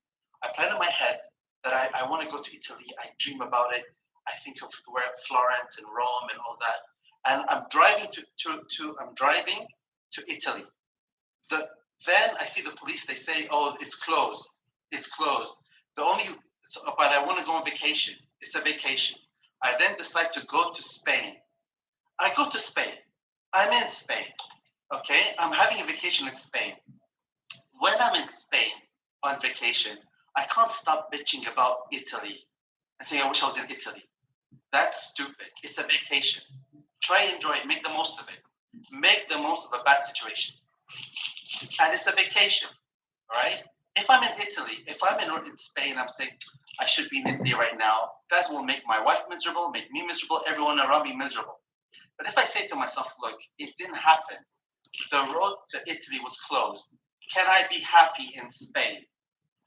Yes, it's a vacation. I can be. Yeah, I disagree with both points that you made. Yeah, the first point when you're talking about men don't have to give anything. Well, I don't understand that. When men talk about traditionalism, it's always pushed onto women, right? The expectations that they want from their women and not who they need to be in a traditional relationship, right? So I find it really interesting that earlier, when I was in the comments, you were kind of pushing this whole narrative of traditionalism when it came to women, and women shouldn't give yourself away. Yeah, well, then you have to, according to traditionalism, there are certain things you have to do. You have to be a provider. It's not up for debate, right? And this whole second notion of Italy and Spain, like this is why I find like men a little bit dangerous. There's this whole recently on TikTok they've been talking about like men and proximity. Like when a man is ready for marriage, then he's gonna marry the first woman who he comes across. Do you understand what I'm trying to say? That's called settling. That's what it's called. That's completely different from all marriages fail. No, some people actually are very intentional when they're picking a partner. They're not settling. So I disagree with that completely. So you mean the second point? You disagree? I disagree with that. The second point, then you don't like it. No, I don't. No. Okay, all right, that's fine. But I'm very happy. I'm very happy in my. And that's you. You're right. And but that what I told you. Funny enough, what I told you. Someone told me that. Someone told me that when I first got married, and I thought it was crazy. But after 20 years, I can see where he's coming from. But okay, what he was trying to say, I think, is that mentality that old school generation can have, which I like actually, is if it's broken, fix it, don't throw it away. Oh yeah. Sorry, I have to say that. I have to say something. Sorry, I'm from the Middle East, and that advice is good for someone. Not for you. You're obviously from the West. Middle Eastern, and here's why this advice works for people from the Middle East. Because when we grow up, so we're raised to be husband and wife. We're raised like thinking of this, and we have a game we play as kids called Arus. Means my wife. Girls sit down and they think of the husband they want to marry as girls. You don't have this game in your culture, right? As men, we say. We have kiss chase. Sorry. Kiss chase in the kiss chase. Yeah, when you run around. But it's for a wife. We don't think of a girlfriend or boyfriend. We think about husband and wife. And so therefore, the idea of perfection is in our heads. So for us, it's not this advice is good because it's not perfect. Life isn't perfect. You may not find the perfect one, and it's not nice to take it out on her. It's not nice. So this, you see what I'm saying? That's all I'm saying. So, but then for the first point I made, I can't see the name of the lady on my right screen, but I addressed this to you. What I'm trying to tell you is that the culture in the West has become more atheist, less Christian. And Christian, the definition of love, so the definition of the Christian marriage was what I gave you about the shop, about the antique shop. That's the definition. No, that I'm giving my life, that's marriage. The definition of sacred of marriage is I'm giving my life to that person. That no longer the definition of marriage, of love. The definition of love has changed in our culture. And That What was do you the think definition it's of love. changed to? Was changed. It's changed to it's lost. It's become more. Because I thought in our culture, well, religiously, like for Muslims, I thought marriage was more the concept of fulfilling your religion, like being halal in front of God, and obviously a partnership. Well, I'm Christian. I'm Christian. Okay. So I to disagree me, with that. Again. sorry. I disagree with that again. That's what I said. Okay, but that's what I see. No, I see what you divorce said. rising. I just want you to be happy. I don't want divorce. I want, if you want to cohabit with your boyfriend, great. I hope it works out. It hasn't. The fact is, it hasn't. Your philosophy has failed society. Stop projecting and stop being insecure. That was really weird. So stop panicking, and then I'll tell you why I disagree with you. I disagree with that whole concept of God calls us to settle. God does not call in terms of a marriage. The only thing God calls you to do is a man needs to submit to God, and you need to submit to the man. God does not call people to settle. That is a misconception. When you're talking about the West versus other, I'm still speaking. When you're talking about the West versus other societies, women are conditioned to be wives. So when you're bringing up this game and women are pretending to be wives looking for a husband, that's because women in those societies are taught that, first of all, you got to be a wife. They don't care about education, right? They don't care about the woman's happiness. No, all they care about if you have a husband or not. Doesn't matter how he's treating you, right? That's no concern. As long as you have a husband, then you're a woman of value. So that's why these games and all of these things pop up. That's not a healthy thing. Sister, can I ask you something? Are you married? I'm only 24. Oh, well, I mean, some people 24 or 21 can be married. Do you believe in feminine? Do you believe in? I just want to ask questions.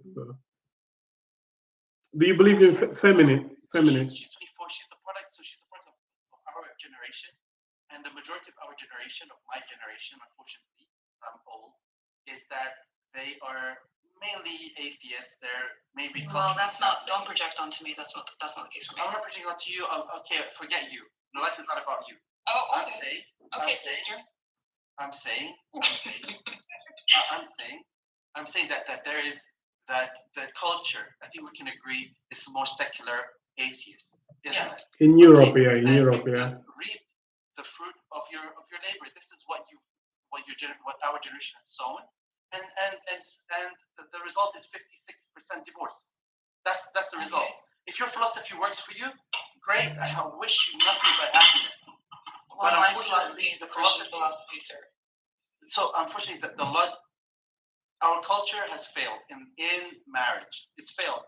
You have 56% divorce rate in the UK, 60% in Belgium, 60% in France. It's failed. So it actually hasn't failed because in the past, 60% divorce rate. Okay. The increased divorce rate is because in the past women couldn't seek divorce. See, this is what a lot of men do.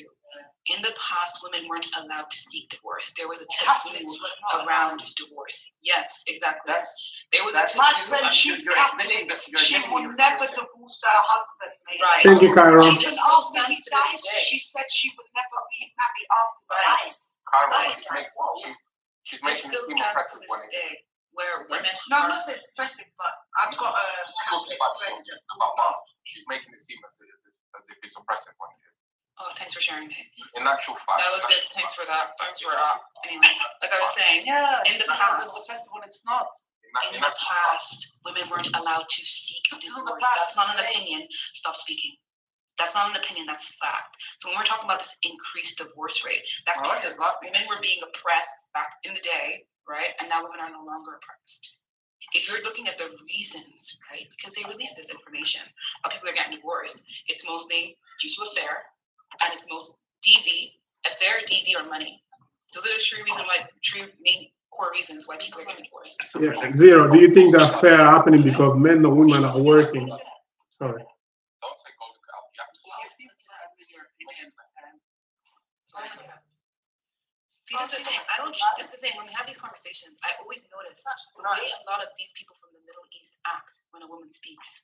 No, I know your wife isn't happy with you. Well, listen. That's what I'm gonna say. Before you start, I'll be honest. She's actually right.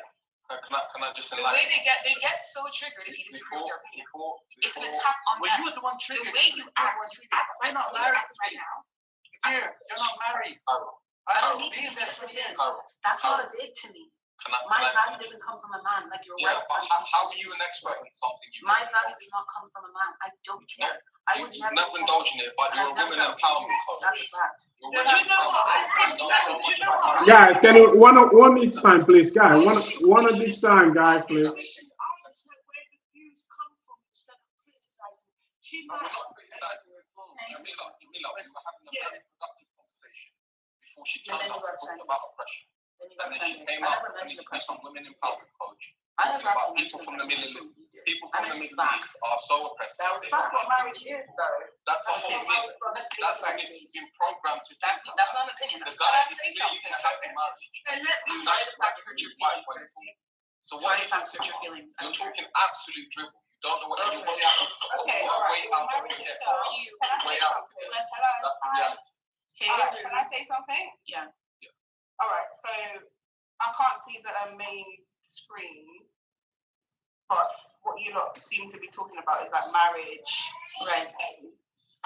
So I'm just saying that marriage itself was introduced for patriotical reasons. So the whole concept of marriage and things like that was brought in so that men could ensure that the children that they had were theirs, the woman that they had belonged to them. And as soon as women got power, I must stop rejecting. can I speak? As soon as women got power and freedom to go, to do what they needed to do, to work, to be outside and stuff like that, they slowly started coming away from the whole patriarchal mindset and things like that. So, You mean patriarchal? Rich, can I ask you something? Sorry, I just need to Can you not explain Yeah, they just patriarchy? did it. So I heard it a lot of this. What do you not actually mean? because it was all introduced by men, so men could make sure that the child that they had belonged to them. I thought it was God, wasn't it religion? What is get this Yes. nonsense Can from? we not do that? Look, Ruch, I have just a question for you. You and the lady on my right. It's simple. I want you guys to be happy. Can you be happy? Do you believe divorce? I am happy, sir. Don't project onto me. I'm saying You're clearly is- projecting when you start in a You relationship. question, you. Don't ever do that. Don't ever I'm do asking that. a question. He thinks he's trying to target the bitch shot. Marriage, so I mean, Listen. Can we let Victor finish? Guys, one-on-one, guys, please. One-on-one, guys, please. One-on-one, please. He interrupted her. It's not his turn to speak. It's not your turn to speak, sir. Okay, then. Can we listen to Karen? Oh, please. Interrupted her multiple times. Or Lois. You're not going to do that. It's the same way you Babe, you interrupted me when the first time you spoke was when you speak to me. The first time you spoke was when you were speaking to I'm me. scared for the guy she married. Cry yourself a little bit. Cry yourself a little Don't be bit. scared for the guy she marries, man. Don't worry about the guy. Exactly, because you're not that caliber. Sorry, you are not. So it's not something that you should be concerned about. You guys I'm not did concerned about simple research on the whole marriage makeup and how it was introduced. All these conversations wouldn't be a thing. Like even down in like the Middle East and stuff, with the whole modesty thing, women just decided one day that they were just gonna rebel and wear whatever they want, and that's the movement that's happening right now. So as years go by and things change, women just have to do what they want because clearly men don't care. And the way it sounds here is that you guys seem to believe that every woman out there wants to be married. And that is not the case. Right. And you know what's interesting as well? This whole argument stems from the fact that I stated that in the past, which is a fact, it's not opinion. In the past, women couldn't pursue divorce. Right? They weren't allowed to be divorced. Not to mention the fact that they couldn't. As soon as a woman, Okay, I was going to interrupt she you, right? couldn't fend for herself. Stop speaking. She couldn't fend for herself. Right? There was differences in the workplace for a woman. She's so abrupt. Do you understand what I'm trying to say? She's But you know the workplace What did you say? What is this? A black woman. Guys, can we go one-on-one? Guys, can we go one-on-one, please? Guys, please, guys, let's listen to each other. Guys, please, one-on-one, please.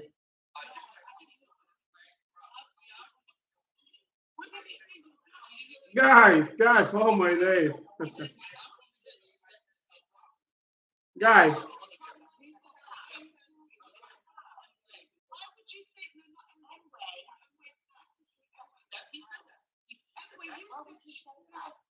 He said that. She's a This is the thing. A lot of No, ladies, I'm gonna have to stop. I'm gonna have to mute everyone. Okay.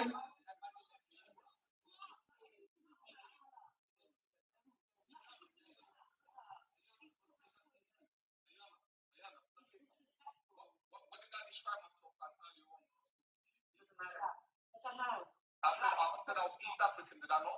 What, black, right?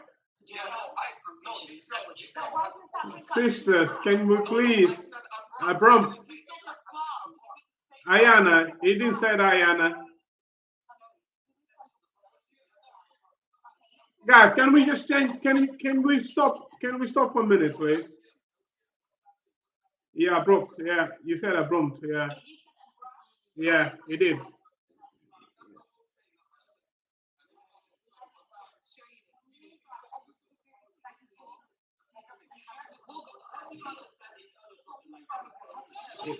Guys, I'm gonna go off. I'm gonna go off, guys. I'm gonna go off like this. I'm gonna go off. Okay. Yeah. And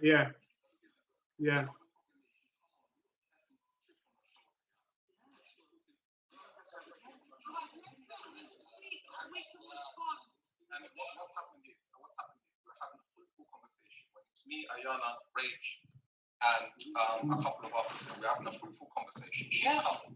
She's talking about Middle Eastern culture. She's way out of her depth because she doesn't know anything about Middle Eastern culture. Right. The brother was trying to explain his story, and she's come here and actually accused someone of racism when I said abrupt. If it's something outside of your vocabulary and you don't understand it, don't give it another meaning. I never said black because I'm black myself. Right. So I'm going to just say one thing. When you compare my accent to yours, compare my accent to your accent. But I don't think accent has nothing to do with being smart or education. Nothing to do with education. Just let Emwe finish. Let Emwe finish. Let Emwe finish, please.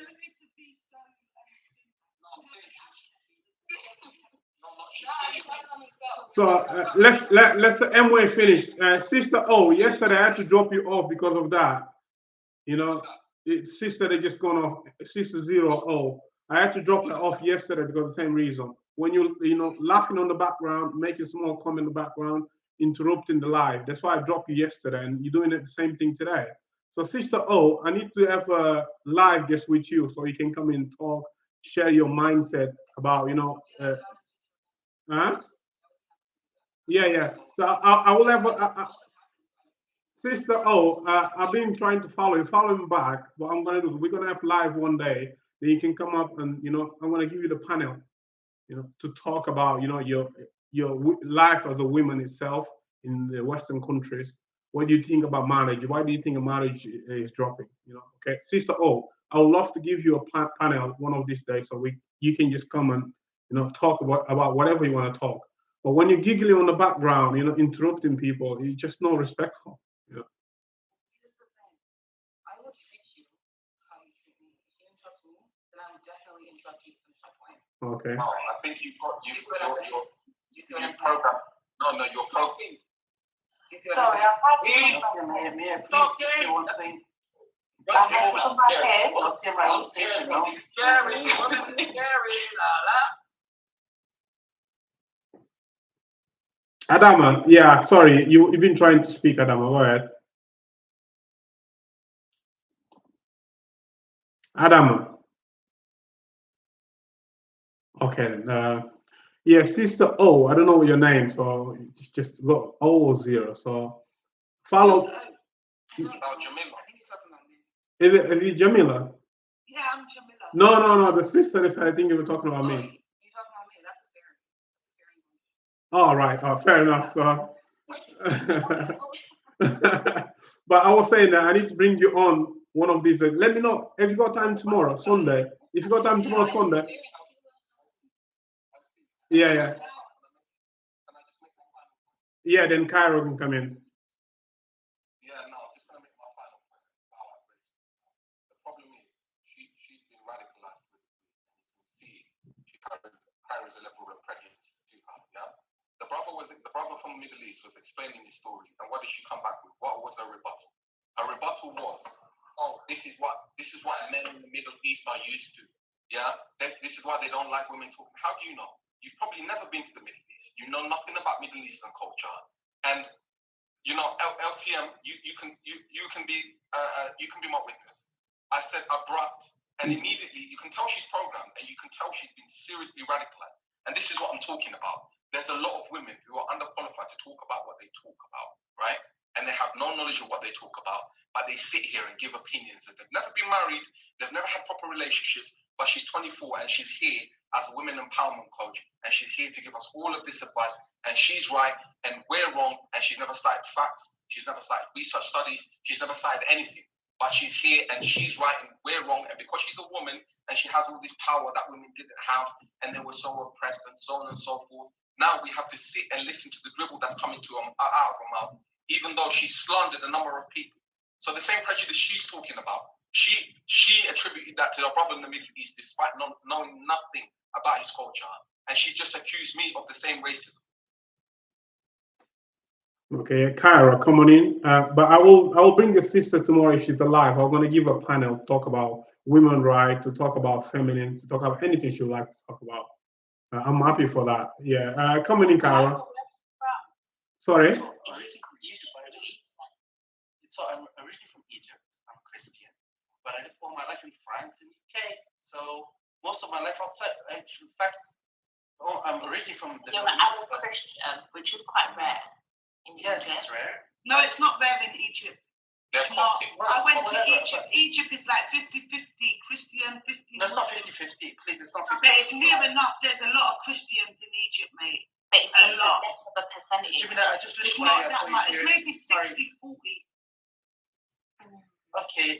I'm moving to Egypt. It's fine. It's not that. That's not no issue. It's not oppressive like that. No, it's not oppressive, but I think Jamila, I'm not talking about religion. like they live together. Theology. I just wanted to speak about marriage. So I wish you. I just want to say my point is I have so much good wishes for you and the fairy lady next to me. I want you to have successful marriages. Just giving you my 2 cents. You can throw in the garbage. But wait, can I answer a question before you go? Is Egypt the Middle Eastern? How's Egypt Middle Eastern? I thought it's in Africa. Let me just clarify. Egypt is considered a part of the Middle East the same way. Oh, not Africa. Yeah, they're North Africa. They're North Africa by continent, but it's considered Middle Eastern because of where they are on the map. And then if you look at, for example, West Asia is also considered Middle East. So that would be like the UAE. Politically, Middle Eastern. Does that make sense? Oh wait, is Saudi and that classed as West Asia? Yeah, it's West Asia on geography. Yeah, because I wanna know. You're talking about an area, Egypt. My brain said Egypt is African. Jamila, so I asked why you call it Middle Please Eastern. put her on mute because she's subjecting the conversation on geography, not marriage. The conversation is about workplace, just to let you know. Yeah. I'm the one that brought the conversation to marriage. Conversation was actually about the workplace. Bullying in the workplace, yeah. No, really. Yeah, but I wanted to ask a question. The guy that says wishes like happy marriage and stuff, why? Why do you wish that? Why do you feel women want marriage? Why do you feel that's a goal for anyone to have?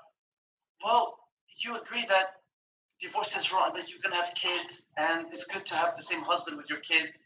I just think divorce is unhealthy for the family. Divorce is a negative thing. Of course, for adultery, and God forbid, adultery happens. But I wish you a successful marriage. Listen, lady, I wish you a successful marriage. And I just let me finish my sentence. I wish you a successful marriage, and I gave you from 20 years of experience some jewels, some maybe lessons I learned. You throw in the garbage, but you need to show that you can get a better successful outcome on your philosophy. Your philosophy should give you a better outcome than mine. I only asked, why do you feel marriage is a goal? Why should people get married? Why is that a goal? That's all I asked.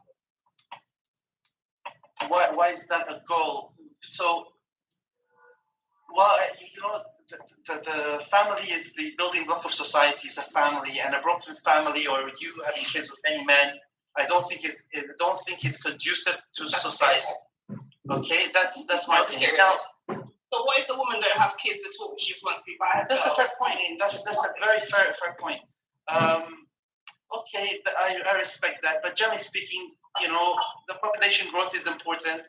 Population growth is important. Whether you don't have it, that's fine. I respect that if you don't want to have kids. I respect that. You don't have to. It's fine. I mean, even I know I have good friends. They're married, very happy married, but they don't want kids. I respect that. But generally speaking, if you have kids, even if you're with someone and you don't have kids, I really hope the union is long lasting and you grow old together. And I hope the philosophy of your life leads you to a happy marriage. That's all I'm saying. Can you see Nora or not? Kyra, I don't think he's normal. Where you've never seen a good marriage, your idea of He's the one selling it. Then what do you say to that person then? Sorry, you were interrupted by the fairy lady. I couldn't hear you. I noticed that you're very passive aggressive, and I think it's cowardly. I would rather you just speak your mind, sir, instead of being passive aggressive and making these slurring comments, because it's very like I don't think you understand. I'd like to say this because I find it really interesting. A lot of these men, they think they're slick. You know, that's like I can see right through you. You're definitely a narcissist. Absolutely. I don't buy this happy marriage that you're trying to push. I can definitely tell that your wife is struggling in that marriage. I don't. That's not an opinion for me. At this point, the way you've conducted yourself in this conversation to women, some of the points that you've communicated, that's fact. So don't be concerned about our happiness and be concerned about your wife's happiness and being a better person for her. Look, we shouldn't talk about his wife. We don't then he shouldn't talk about anybody else's. Okay, He's on talking about your relationship. He was on dismissing your relationship, dismissing your trauma, your experiences. He was on there. One at a time, guys. One at a time. Dismissing her relationship. Can someone explain to me how Saudi Arabia is West Asian? I just want to know because I actually know. Oh no. Can I just Someone mentioned it last night. Wait, I just want to finish one last point. I'm just saying. Yeah, let Cairo finish. Jamila, you'll come back. Let Cairo finish, please. Thank you. So the fairy, she made an interesting point, and that point was that people cannot get divorced because there was women never had much. If I remember correctly, what you said. Please, 1 second, fairy lady. So women do not have enough rights, and now they do have more rights. And there's more equality. But we're not in that situation anymore where there's oppression. Fairy sister, this is what I'm talking about. You know, this kind of, giggling on the background is annoying. Sorry about that. But tomorrow, I will give the panel to women tomorrow. Only women tomorrow. Yeah, Kyra, go ahead. Thanks. So this is not the situation today, and we have maybe 50 to 60% divorce rate. This is very sad, and I just wish your philosophy, whatever you have, and I have things to learn from you, fairy lady, I would gladly have things to improve my life. I would. Of course, I would love to make my wife even happier than she is. Okay. So all I'm saying is that your philosophy will dictate how you live your life, and if people think like you, fairy, the divorce rate will go higher. Not this is. Why would it go higher when she's not planning? That's all I'm saying. Thank you for your time. Thank you for your time, and open to any criticism. Yeah, just when you criticize someone, fairy lady, it's like I have a fly on my nose. You're taking a rock and throwing the rock on my face to remove a fly from my face. Huh? So your attitude, the way you try to correct me, I'm open to correction, but your way is so aggressive. Your way is so aggressive that no one will learn. That's another stereotype. That is that's another stereotype. It's funny how you're pushing on stereotypes. Interesting, right? It was abrupt. Everyone confirmed it was abrupt. Yes, he is black, though, so it'd be mad. Yeah, he said, but that's the thing. A lot of these black men, they are very insecure, especially the ones from. They generalize so much. I don't know where you're from. I don't care where you're from. Stop speaking over me. You're done speaking. Yeah. I thought East Africans were proud. Women. No, that's East African. I'm sorry for the generation that had to deal with you. It's a generation of the generation. No, but you know what's funny? He just said he said it's a generation. But then he said generation of the generation. I'm still speaking. I'm sorry. Thank you. Well done. Thank you. Yeah, you're so good. I can tell you. DL. Download the download. Anyway, what I was saying was, it's funny.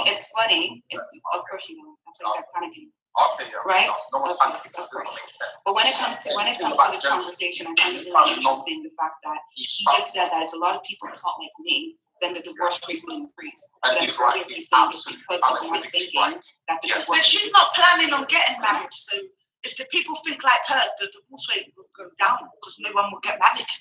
Exactly. It's not even that I'm not planning on getting married. Oh, I'm just not going to get married to them. That's the thing they can't comprehend. Like, to me, the way you speak, the way you're talking to women on this platform, like, you sound like a bum. Like, I don't care about your opinion. Like, the fact that you're going back and forth with me, like, you would never be able, like, I would not be interested in you anyway. And I think they can't fathom that because they're used to women just being like, I need a man, because that's, like they said, like, I didn't say that, like they said, that's in their culture to do. It's in their culture for women to be conditioned to be wives, right? So women, if you don't have a husband, then there's this panic setting in, right? That's not me. I didn't grow up like that. Yeah, fair enough. Do you understand? I think it depends on how some points are made across as well, because before you came on the panel, Barry, as Gedway, as Jamila, as the host, we were having a great conversation. There was no personal attacks, no nothing. I even said I don't want to be married again. Well, that's you, not me. No, I can have my opinion. You're not hearing what I'm saying. I don't care. You're not hearing what I'm saying. I don't care what a white woman has to say. I'm not white. I don't. Yeah, one at a time, guys. One at a time, please. One at a time. One at a time each. Guys. Fairy sister, Fairy. Oh, Fairy, please don't do that. You flag it. Emway, just 1 second, Emway. Fairy sister, Emway, just 1 second. Emway, just 1 second, Emway. Fairy sister, Emway, just 1 second. Fairy sister, tomorrow I'll give the panel to females to talk, right? Mostly like a sister, like a fairy tale sister. She's trying to flag my TikTok, which is not good. Yesterday I had to drop her off because of the disrespect. And today is the same thing. So, but that's why I said I'm going to give her a panel tomorrow. She can bring any other women to talk about women, issue. And the thing that I don't understand is we were having such a constructive conversation, and everyone that was on the panel since this conversation began, from my understanding, were all, from different ethnic backgrounds. yes. Why? I don't understand the personal attacks. We all spoke about our different upbringings, our different wants, our different ideas. And like mine and Edway's conversation were very far apart. Our opinions are very far apart. Mine and Jamila's were quite far apart in some sense too. But none of us felt the need to make any personal attacks. And just because she didn't like what I said, I'm apparently a white woman. But are you okay? No, she accused me. Bad. So during the conversation, what you missed, Reggie, she accused me of being racist and saying a black. I heard that anyway. That's why I said that because it's not within her vocabulary. She assumed, and because she's got her backup and she's not here to actually learn or take in anything and learn about people's different backgrounds and why they think the way that they do, and actually get some common ground and understand different cultures basically, and enlighten herself. Because she's obviously got an agenda, she's come on, and you see the very thing she accused me of. She actually attributed to the Middle Eastern gentleman, who I didn't agree with, but obviously he had a few fair points, and she said something about this is the problem with Middle Eastern men. They don't let you talk. How do you know? Have you ever been married to a Middle Eastern man? Have you ever been to the Middle East? A lot of these people speak out of ignorance. Honestly, it's like, and they're all young as well. Do you think that she's feeling oppressed in whatever community she comes from? I don't think so. I think what happens is a lot of these people come on here to troll, and they will always have the opposing opinions, and they'll come across very strongly in regards to doing it. They will start making personal attacks. They're doing all of that because they don't want people to actually have productive conversations. Full stop. Why have you got this? Oh my goodness, little girl. Me, I always would have classed North Africa as Africa. It is Africa, but let's be honest, it has to do with the power. Like I was talking yesterday, Raj, it has to do with the power. When people have power, they will conquer the land and claim it. Obviously, some of us know that some part of North Africa, mostly Egypt, they're trying to classify Egypt as Middle East. When some of us also know that Middle East used to be classified as Northeast Africa. But that's another conversation for another time. Yeah, but that's another conversation for another time. They're part of a political movement called the Arab League, so this is why they're considered.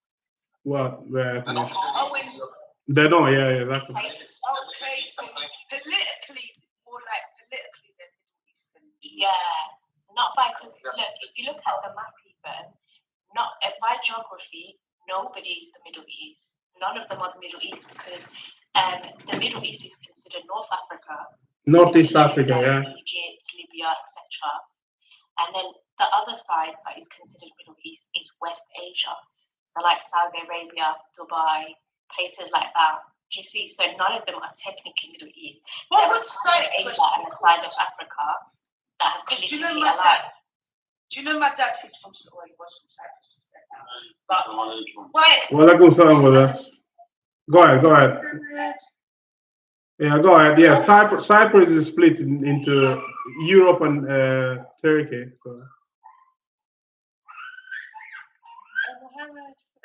Am I classed as Cypriot as Middle East? No, Cyprus is European, I would say, but Cyprus is divided. You got Greek side of it, and you got Turkish side of it. Yeah. That I'm saying the island itself, where its location is, what? Because I'm bad at geography. What would Cyprus be classed as? I mean, they classify as Europe. That's what they classify as. Technically. Yeah. Oh, we're technically Europe. Yeah, Greece, Europe, Turkey, they're all considered Europe, but there's like, they're very like, it's really difficult because they're kind of Asian as well. Like, Yeah, Asian. Because we're proper close to Palestine. I saw on the map. Yeah, you are. And then on the other side, Egypt is like half an hour from Palestine, but Egypt's in Africa. Do you see? Yeah, you're right. Yeah. But yeah, ladies, tomorrow I'll give the panel to lady. I told that fairy sister she can guide the panel. She can come and talk about female issues. Obviously, yesterday I had to drop. I respect you for that, Luke. Because you know why? Sometimes young females, old females, all females. Sometimes we're just women. We like to talk. Sometimes it's not like bad. Just give them a space so we can vent. Maybe tomorrow will be different. I will do that tomorrow. What effect is that gonna have on her? Is it gonna open up her mind, or is she just gonna make her own? She doesn't need to open her mind. She has her opinion. That's it. You don't need to sway someone's mind. Yeah. I want to sway anyone. But I'm saying, yes, well, that's what you want a life full of ignorance. No, that's the thing though. If you see her opinion as ignorance, that means you want to say her mind. You shouldn't see it. No, I don't want to say her less about her because she I don't think her opinion was the problem. I don't think her opinion was the problem because a lot of women have that opinion. It was just the energy that she'd come on. It was very hostile and it was difficult to listen to her points because anyone who speaks, it was like an attack almost. Yeah, I am, exactly. Everyone can have their opinion. I absolutely agree with that. That's why I dropped her yesterday, Ayana. That's why I dropped her. But I'm happy. I will be happy to bring her tomorrow. I'll give her a panel tomorrow. I'm not coming up in this stage specifically on stage. Yeah, no, I don't agree with that. It brings someone like angst. It brings the angst out of people. So that's what. Yeah, no, I don't agree with that. But I do think that people can have a conversation without getting personal or anything like that. And I'll do that. I think if someone has an opinion, I've had some crazy opinions that I fully think, wow, like I could never. But I would never sit up there. Do you know what I mean? Come to them. Yeah. Because the whole marriage thing, like, say for me, I see it differently. But I'm not gonna come in here and like. How do you see it? She's the way she was like responded to was kind of like. Hold on, Rouge. She accused them of racism. What do you want us to do? Yeah, but no, I heard that as well. I said to her, that's not what I heard either. But because everyone was shouting, I think that's what she heard. And she was already angry. She just ran with it. Do you know what it is? There seems to be a rhythm here with her coming on panels Yeah, she got this act in a particular way. Now, I don't mind opinions because, like Rachel pointed out earlier on, we were having a fruitful conversation, with a lot of different opinions, and we were trying to understand each other's thinking and each other's cultures and so on and so forth. And the conversation was flowing, and until she come on, and you can tell she's been programmed or radicalized in a certain type of way. What I think she's been radicalized. I think she's just falling, honestly. Do you think so? No, she's young. She's like in her early 20s. You sound like she's doing her. No, but you know when you come with racial, what have you done? When you come with racial prejudice and stuff, talk about how men in the Middle East were I'm telling you, especially if you're not from the Middle East, and you don't sit there and listen to Western narratives about the Middle East. It's the same thing they do with Black people. It's the same thing they do with Asian people. Exactly. You see, it's like, oh, you live in such a oppressive culture. Ban this, ban that. Why is it concerned you? You don't live in that part of the world. The same way, why you have your opinion doesn't really concern me. But I'm here to listen to it. But don't sit there attacking people for their personal beliefs or their culture, where they come from. But this is it. You can have very differing opinions, like we did earlier on the panel. Exactly. And you can be respectful and talk calmly with each other without screaming, shouting, or making personal attacks. Exactly. The issue that I have with Fairy is that she makes personal attacks. And the only reason why I came back up, because I left, I left because I was like, oh, I'm done. But then I was just scrolling through and the live came back up, and it came back up at the point where she was accusing you of racism. And I literally came back in to be like, well, actually, hold on. No, that's not what I heard. That's crazy though, because I've only ever been out with Black women, and I've got a Black child, so I don't know what she's talking about. And she clearly didn't understand the word abrupt. It's outside of her vocabulary, which I can. No, but then the way that she was saying, oh, in regards to education-wise, look at my accent, look at your accent. Let's talk education then. And it's like accents don't make a difference on education. Yeah. But I'm sorry, sweetheart, it really doesn't. Well, wherever she's from, she's clearly got a walk view of the world and some sort of elitist view that she's better than other people. Like you're sitting on a panel, and you way out your depth, and people are countering opinions. You don't really know it like that, but yeah. But I think it'll be good tomorrow. Sorry. I think it'll be good tomorrow for sisters, ladies to talk. Just bring up a female issue. Bring up, what do you think about female? What's the topic, anyways? The topic was about bullying in the workplace. But we end up moving from bullying in the workplace into relationship and marriage, and but it's good anyway. Yeah, bullying in the workplace. If you got any experience bullying in the workplace, you can share it with us. Or if you're a bully yourself, you can just share with us why you're a bully. Do you bully people? really share that, aren't they? Well, in my case, I'm bullied. So when I was in school, I used to be as well. Because I was no, we're not putting toys in the bin. Sorry. Sorry. What was I saying? Yeah, back when I was in school, because I was like, I don't know, I was taller than most of the boys. Get rid of them toys. He or she wants to. Sorry, I'm going to buy them new toys. Just trying to. She's fascinated with the rubbish bin. But yes, that young year 7. They are, but they recruited me because I was like tall for a girl, and I was taller. I'm always catching you doing something. Because I was prefect, they recruited me for the year 7s to come to me in case of any issue. All right, come on. I always wanted to be prefect. Sorry, I'm taking you up for a nap in a minute. Yeah, they recruited with like the year 7s and things like that. So I used to bully the bullies and push them around, and anything that, say the year 7 came to me and said, oh, they took my lunch money or they ripped my bag or something, that's what I'd do to them. I'd find them in the playground, and that's what I would do. It's funny now. It's not funny. It's not nice now thinking back on it. But that was the only way that you can get them to change. When you bully the bullies, that's the only way. Because even when my daughter was bullied in school, it was only till, because I went to the head teacher, I went to the teachers, I went to different people, but it was until I went to the actual mum and stepped to her outside the gate. I said to her, I will ras you up on the street right now if your child don't leave my child alone. And the bullying stopped. So sometimes you have to meet them head on and kind of stand up against it. But in workforces, I'm not the type of person that will be bullied. So when people deal with me, it's really always respect and things like that, because I give respect and stuff, especially in professional settings and things. But yeah, that's all I can really say, really. I work in childcare, so we don't do bullying. If we have any arguments and whatnot, we take it separately, we discuss it, and we come to some kind of agreement, and then we move on from there. So yeah, that's all I can say, really.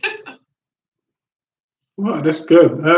I think I was asking questions to Sister Lou, because sometimes I ask questions because it's good to ask questions so we can have people with experience come and teach us. For example, she said that people can, take the bullies to tribunal. Then yeah, it'll be good if you could come in and tell us how. Because okay, then 1 second, yeah.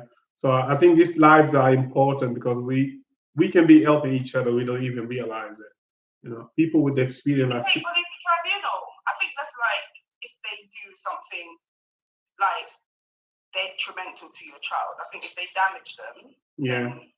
Yeah, that's why Sister Lou is here, so she can tell us how we can, if someone going through bullying in the workplace, how can they follow the workplace policy, to take the bullies to tribunal or any kind of bully. But it'll be good. We need more people that can come in, tell us. But yeah, Sister Lou is, yeah. Is that Sister Lou? Yeah. Sorry, go ahead, Raj. The issue with taking things to tribunal, is it, depending on what industry you work in, it can damage your reputation in regards to getting another job within your field. How? Because these tribunal outcomes are published. Oh. Okay, so we got Sister Lou. Sister Lou has things to say about, how to take people to tribunal. Yeah, Sister Lou, go ahead.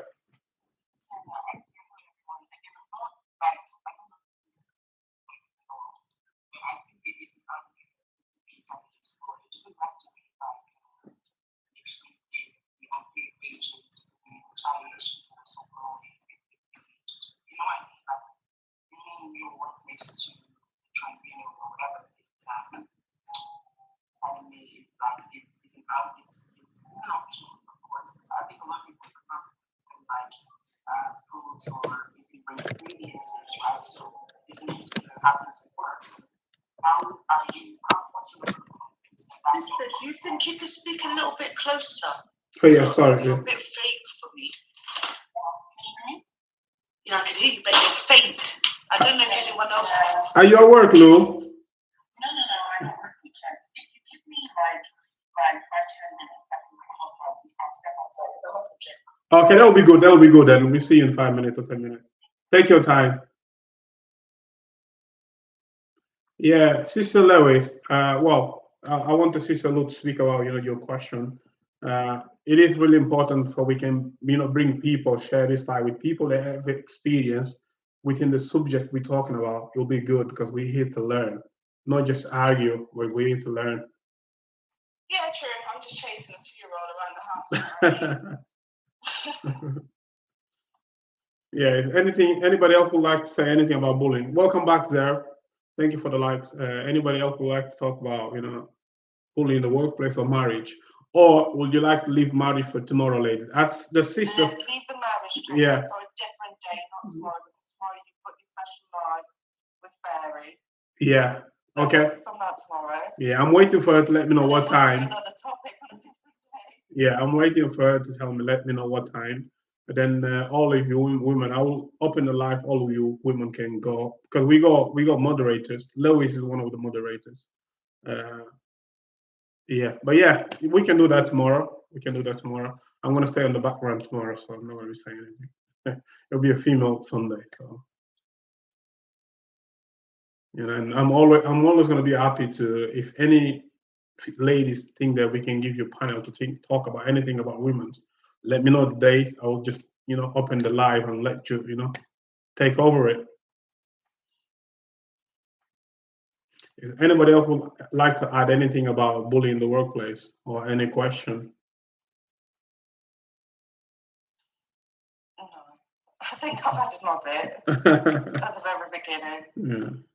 Yeah. We're waiting for Sister Lou to come up. Also, I'm trying to set up this DJ booth to start playing music some days. I'm not going to be just going live and talk some days. I'm just going to be coming up and play some music. But yeah, so far, I appreciate every single one of you for coming up every day. It is really important to have a conversation that can help all of us.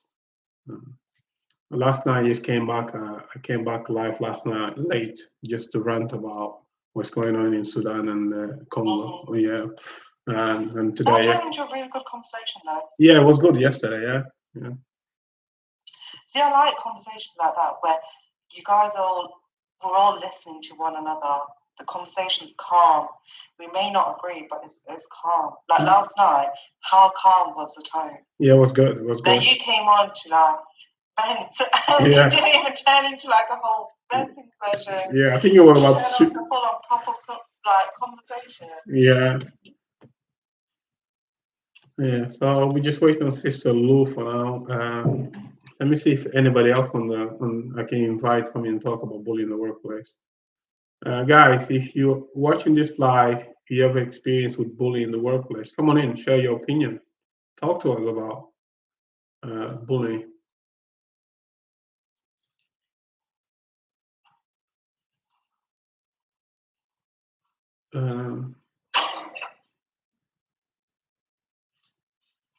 Yeah, I can't remember which, was it Ismail that came up last night? Yeah, Ismail, yeah. Yeah. I think you live in Qatar, I think. Yeah, I think you live in Qatar. Doha. It was very informative, Ismail. It was. Yeah. He helped me clarify some things to beauty yes, last night. Oh, beauty, she's funny that way. Thank you, Zeb. Thank you for the love. Thank you, Zeb. Thank you. Sometimes Zeb will forget to ask people to tap on the screen. Sister Kyle have been doing it for me the past few days. But yeah, thank you, Zeb. We appreciate you. Thank you. And thank you for your message last night. Hello, Sister Lou. Are you back? I think you're far away from your phone. Yeah. If you got a headphone, maybe it's the headphone. Unless you go one of these Bluetooth one. If you got a small one, they're not good.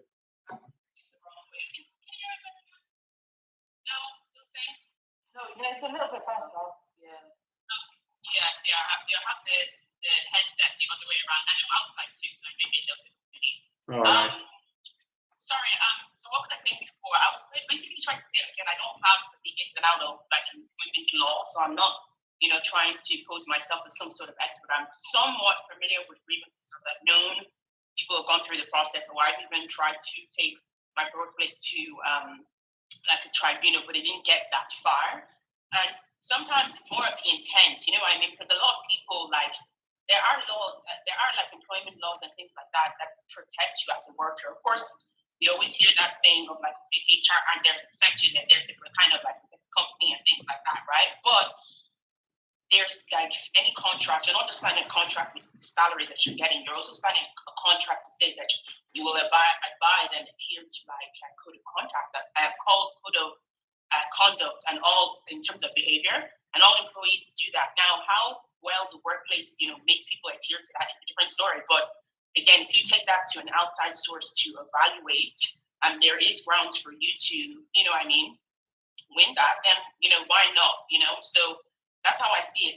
Even if you don't go as far as like a tribunal sort of case, how many people, for example, raise maybe slight concerns or issues with maybe how someone spoke to them or how they're being treated or something that was said to them in the workplace, and Nobody's even documenting any of those conversations outside of just a verbal conversation you had with the boss. You know what I mean? Again, all of those things should be at least documented at a high level in some sort of email acknowledging that you guys had to sit down, or you know what I mean? Like sort of a paper trail that also adds towards your protection in the long term if you basically need to use that evidence to be able to sort of cite when you raised an issue. You know what I'm trying to say? So that's just my own personal opinion with regards to kind of like workplace bullying and things like that. Like, I won't say that I've been bullied, but I can definitely say I've been like targeted, and that's not me being like paranoid. You know what I mean? Like, there are people that sort of like target you in a way where they put you in certain positions where maybe they expect you only have so very few outcomes or choices that you can pick. You know what I mean? And then ultimately you get driven away from the workplace. You know what I mean? Yeah. I think that's the reason why people also need to look at like retention levels of, you know, again, I'm not going to make this about race, but people should actually look at retention levels of certain people within, you know, real BLK people within the workplace. And I think there's more information there. You know what I mean? Yeah. You know, so that's all I'll say. It just depends on your sector, but I feel like all workplaces, you should be able to do that. So that's what I have to say as a GM. So. Yeah. Do you think the workplace should encourage or should send people to, you know, awareness course for bullying? Yeah, of course. Like, again, I can only speak for like my workplace. We have like training every single year, and part of that is like anti-corruption, anti-bribery, bullying. You know what I mean? Like sexual, you know, so sort of language. You know what I mean? Even down to ageism, all of these things, right? It's like it's really and truly, it's really depends on how your work kind of like treats it, and that is also another reason why when you are looking to work in a certain place, right? Of course, how much they give you is important, but what is the culture and what is the culture that they are promoting within that space? Because if something does happen to you, do you know what I mean? Do you know the steps in place to actually protect yourself and how they'll actually deem things? You know what I mean? Mm-hmm. Is it a first warning, verbal warning? Is it, you know what I mean? Like, these are things that I think are very important. You know what I mean? So. Yeah. Do you also think that some employees are lazy to trying to get information about, you know, work culture to help them and protect themselves? I would say yes, maybe lazy, but I would also kind of say that like I think a lot of people sometimes again like assuming the position of a leader, but they don't understand the account they're accountable to their team. And ensuring that there are protections in place or people are aware of resources that they can leverage or use to be able to make sure that their time in work is one that's comfortable for them, right? So I think maybe there are leaders that they get very scared in maybe if, I don't know, they kind of just want to be friends with their employees versus, you know what I mean, versus being a leader. I don't know, it's more sometimes evading responsibility because the ultimate question that will be asked to their own leadership or whatever is going to be like, okay, what cultures or what behaviors or things are you encouraging within this team that is allowing, you know, so and so to feel as if they can, you know what I mean? Like, I think it's more to do with kind of leaders and how they de-escalate and stuff like that. You have some leaders that will that will always extend the olive branch of give the benefit of the doubt, but at the same time that dismisses someone. You have someone who will, they don't take what's that word when you take privacy seriously. I don't know. Someone discloses something to you and they tell someone, you know what I mean? Like, I think it's more of a character issue within leaders and how they handle things. Sorry, say again? Breach of confidentiality. Exactly. So that's how I see it personally speaking. I've been in different workplaces where I've seen things. I document everything, you know what I mean? And it's helped me, you know what I mean? So confidentiality, thank you so much. Yeah. So that's my opinion kind of like on it, you know what I mean? But bullying in workplace sort of happens. And sometimes it may not even, people think bullying is like, you know, school bully that looks a certain way that pushes you around like and stuff like that. That's not what bullying is. Bullying could be literally like, okay, like meeting setting, someone is constantly using you as the butt of their joke for banter. You know what I mean? You know what I'm trying to say? Because maybe they know that person isn't able to sort of, say something, but the person laughs. So there is an assumption that that person doesn't care. Well, how do you know? You know what I mean? Or it could be like a little pet name that somebody gives somebody within the workplace that they don't think it's an issue, but it's highly maybe, sexist or inappropriate. And I know that sometimes these conversations will lend itself into people thinking, oh, they're serious, they're not. No, but people are winning, you know what I mean? Tribunal cases off of these things, you know what I mean? So. Oh, absolutely. You know what I mean? I think I saw something about, I don't know, I heard some sort of case about a lawyer who, I don't think he got debarred, but he had like some pet name he was calling some of his employees or whatever. And the woman reported it, took it to tribunal, cashed out, done. You've got a security guard who was working or whatever, and he fell asleep on one of the shifts and the workplace sacked him. But within his contract, it acknowledged that there had to be some sort of like gap, you know what I mean? Yeah. Like window in which they gave him before they booked him onto another shift, you know what I mean? Yeah. Obviously, to get the money from the workplace. Things, in my opinion. I mean, there's some cases that even when you look at the face of it, you think, what? But there was a recent case of a woman that won a really huge settlement. She has an exec role, and the reason why she'd taken her employer to the tribunal is they were away for work, and she fell asleep in the sauna room. Oh, okay. And she was drunk. Yeah, me as a security law, you swap or something. Me as a security, actually, I work in the local hospital security, and we had a guy from another town, hospital in another town, same trust, right? Yeah. NHS trust. Obviously, we got camera inside the office. They shouldn't do that. I think they say it's against the law, but they still put the camera in the office to supervise us security. Mostly if you're doing night shift. I work day shift and night shift. I work shift. Somebody got fired from another hospital, another town, not because of obviously they're watching camera. The management are watching camera, so they find different excuses to bring in so they can fire this person. For example, some people will sit in the office with the leg on top of the table where the CCTV are. Some people fell asleep in the office. But one of the things they used was that when you get called into incident, for example, to deal with anything in incident, A&E or any ward, right? If any patient being violent or even staff being violent to patient, you get called, so you need to go straight. But obviously, one of you need to be on the phone trying to get information, as much information they can about the situation. They can inform the other security guard over the radio why they're running to A&E or any ward. So basically, they use some of the excuses. One of the excuses was that one of the guard was called for the incident.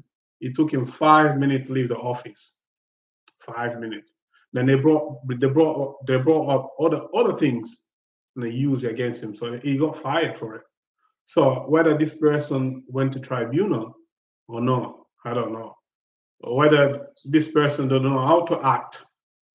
Yeah, I think sometimes, like, I don't know, I think it's union. When you sign your contract and stuff like that, right? I don't know, are people actually like reading? People don't read contract. Oh, sorry? People don't read contract normally. They don't. No, I don't think people read contracts, but I can understand. I think because the way people class rage. It's a rage, bro. Sorry, rage. Yeah. Yes, I don't want to. Yeah. With what you said, I think it's more because people have in their minds that, in order for those are serious cases, you know what I mean? But it could be something. There's different classifications or rationales why you can bring somebody to tribunal. Of course, that is like the end. Oh, you're breaking up a little bit. Workplace. Oh, sorry. Can you hear me now? Yeah. Yeah. You hear me now? Yeah. Sorry. Workplaces basically have like their own like inner like things of how they do things, of like investigations. They'll tell you to write maybe statement, or maybe it's a grievance that you raised. A report. Person that do their investigation. Yeah, a report. Yeah. Sorry. Report. You need to write a they'll do report. Yeah, exactly. They'll do their investigation and then they'll give you the output of what that investigation is. Now, post that, if you're not happy with that outcome, that's obviously where people will now go through the avenue of tribunal. I know some people who joined unions where I think it works out like maybe £6-7 like a month. I don't know. Like I used to be with the union before. I'm not anymore. No, I think about 10 or 13 pounds. It depends. Yeah, it depends. Yeah, where they've like been brought into investigations and then the representative will now come with them on the day of that investigation, and it made a difference between them getting like a written warning instead of a final warning. You know what I mean? So again, I would just tell people to do their research or even just go online and look at ombudsmen. I know there's like financial ombudsmen, employment ombudsmen to get like an output where you can actually talk to an advisor of your scenario. And they can point you towards resources or things that you can read. I do it all the time with like consumer law, consumer stuff. Sorry, I just heard financial ombudsman. Sorry, what did you say in regards to the financial ombudsman? No. I was saying that I know that there are. I'm pretty sure there's like employment, like there's like employment ombudsmen and things like that. I don't know if there's like I don't know. I'll try to see if I can find. Ombudsman per se, it is something very similar. I can't, for the life of me, think of the name of the employment tribunal. Employment, but let me get the name. Let me get the official name. I know there's one in the UK, but I'm giving an example where there's like entities outside of like what I mean.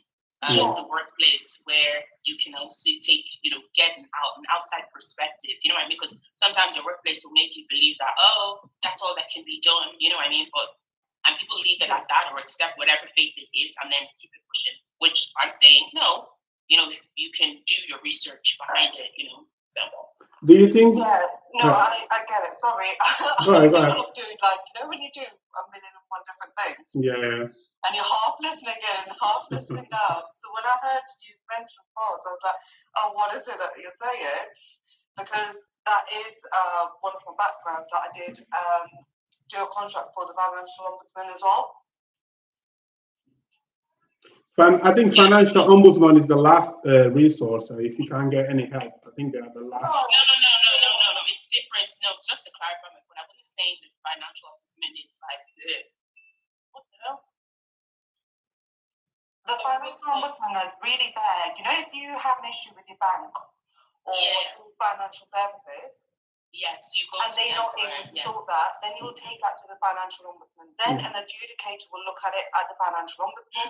If you don't agree with that outcome that an adjudicator comes out with as well, you do still have the right to take it to court. Yes. Yes, but so just for clarification, I know that it's not obviously the same as what I'm saying, obviously in relation to employment. It's not obviously the same as a financial ombudsman. I'm just giving an example of like, there's like a third party like advisory outside of your workplace, but I can't remember the name for employment. I'll try to see if I can find it. Yeah, then you can go to. Let me see if I can find it. Yeah. Bear me 1 second. But this is really good. This is really good, Lou. Lou, this is really good. This is why it's good for us to talk, so we can teach each other. Because some people out there, they don't even care. They don't even think about, doing something about bullying in the workplace. Some people lose their job. They don't even question it. This is really important. Also, I would like to ask Lou what she think about HR, human resource management within the company. I don't trust them. I got a degree in business study and human resource management. I don't trust ACAS. Oh, ACAS, yeah. Yeah, Raj, ACAS, you've seen it? Yeah. Sorry, I'll have to drop. Sorry, because I have to go run errands, and I'm just seeing all these weirdos in the comment section and all. Forget that. Forget him. Let him comment. Forget him. He's just another troll. I'm telling you, you will get like. Have you spoke to him? No, never. Just. Sister Lou, go ahead. I'll follow you. I don't want you to miss anything you're doing. Just.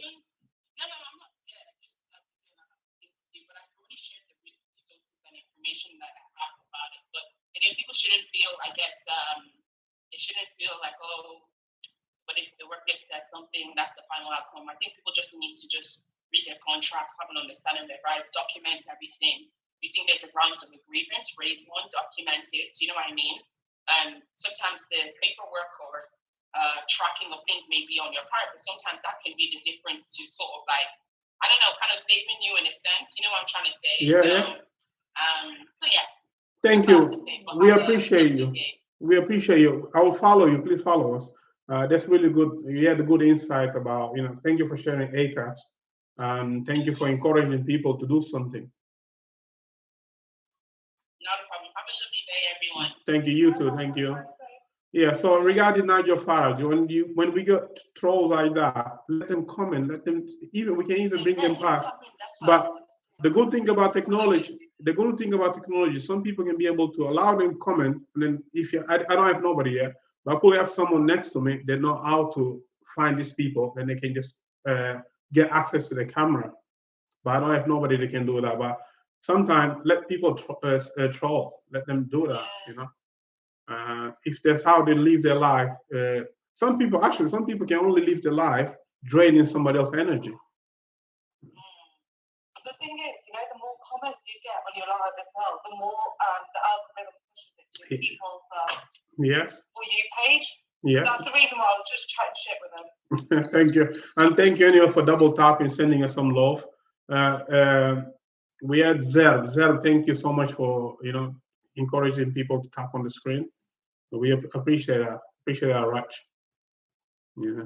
So ladies, I think I should let the ladies go. And then tomorrow, ladies, I'm waiting for that sister to let me know when she'll be available, so I can open the live and give a panel to ladies. Yeah. Wow, you want? Nigel Farage. Yeah. Okay. Only going to be respectful, Nigel. Don't come on here calling people N-words or some crazy shit like trolling and yeah. Let him come. Come on, Nigel Farage. We know it's a fictitious name, but Nigel, I invite him to come in.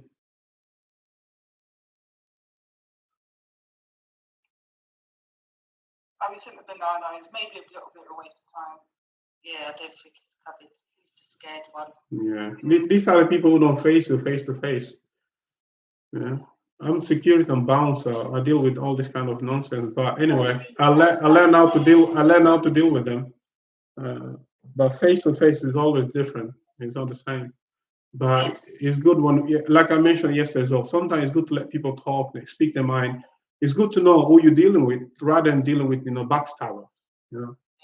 That's why I was saying, yesterday, the day before, I was saying some of the sisters, please let some trolls, let them comment, listen to them. Then you'll know how to answer to them. You'll know how to deal with them. Let me just have some.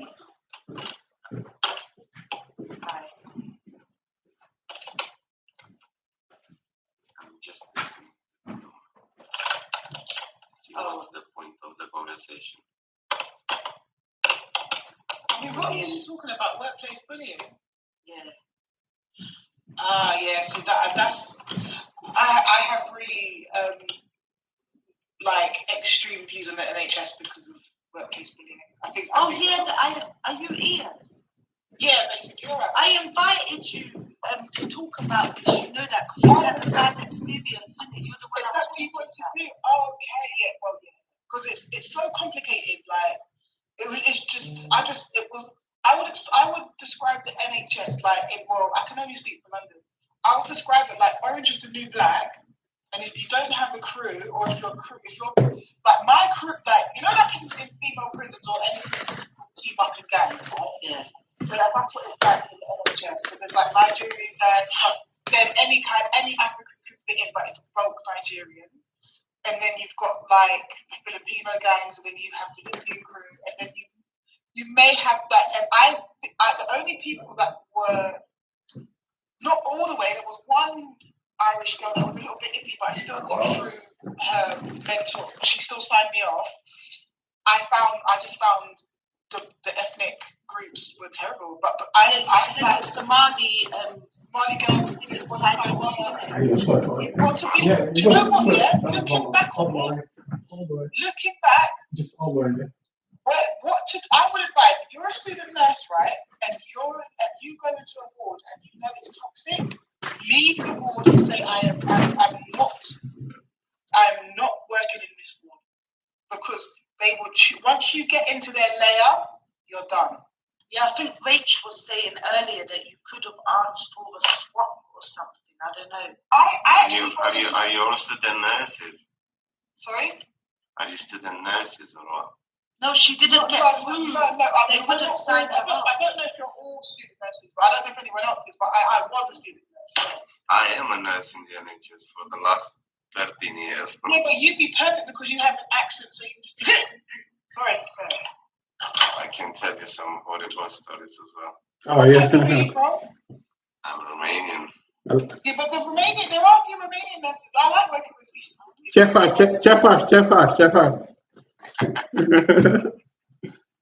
girls work at a good place. Romanian girls work at a good place.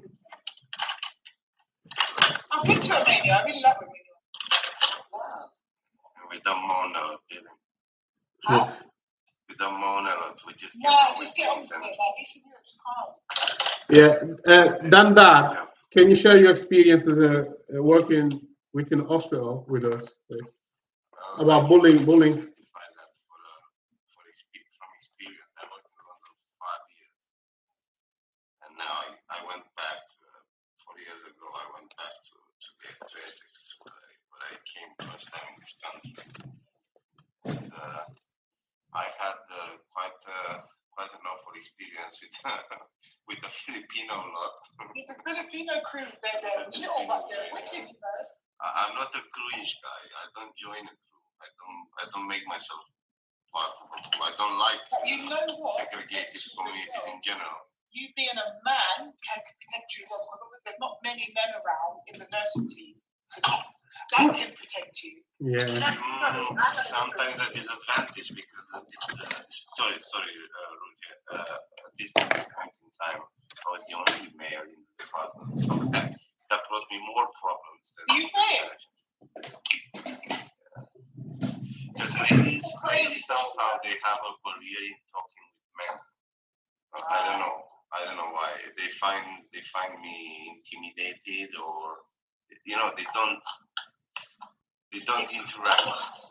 And as a manager, because I was a kind of a deputy, at 6, was a bit of an disadvantage that the people are not sharing or bounding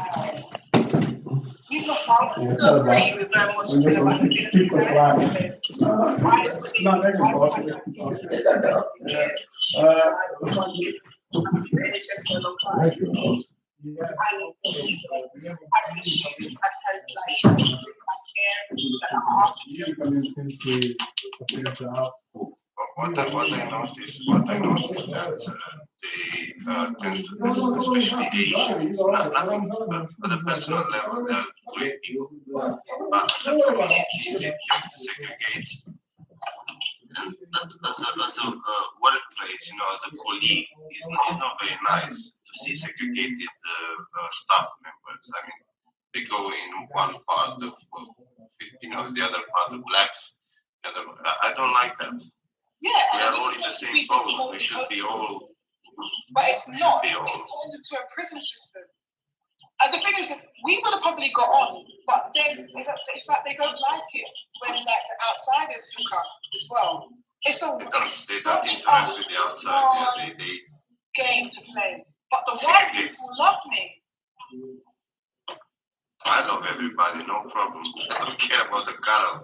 As long as you are a nice person, I don't care who you are, where you're coming from. I had a good time with them. Bucharest, I was in Bucharest. But yeah, it's hard to explain. Like, unless you're inside like a proper hospital, like Whitechapel, that one is a private. Like Barts Trust is a prime example. There's a lot of sexual tension there as well. Barts kind of lets people like get married and date and hook up and stuff. Some trusts are scared to do that, but Barts lets people get married, like. Yeah, third floor of London Hospital is owned by the blacks. Oh, is it? That third floor, the third floor. Like, once they overtake that in, but to be honest, the black African men calm, but the women the Ghanaian girls love me. Nigerian girls, it can go either way, man. Because I hop them up, and their standard of care can be poor, man. Sorry. But the Indians and the Nigerians can look up on their hatred for Caucasian patients. It's crazy, man. It's like a weird world. But the Filipinos are wicked to white students. Sorry, cultural issues. What are you? Just to get a I'm Caribbean background. But because I'm so like British, it's like I didn't fit in. I think. Let me tell you one thing that my perception. I'll tell you my perception regarding cultures. I think it's very important what system you've been educated on.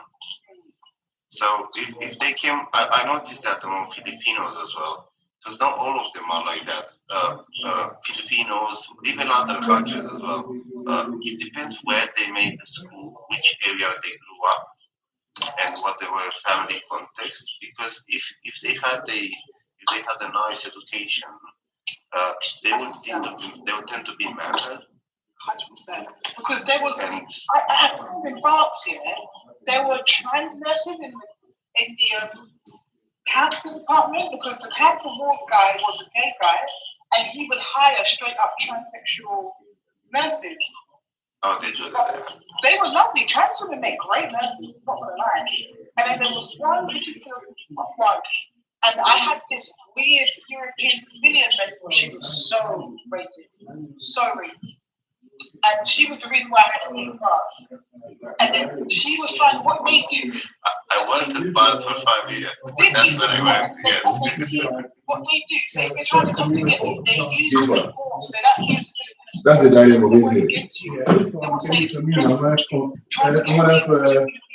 Yeah, that one I have to laminate it. Now I need to punish it.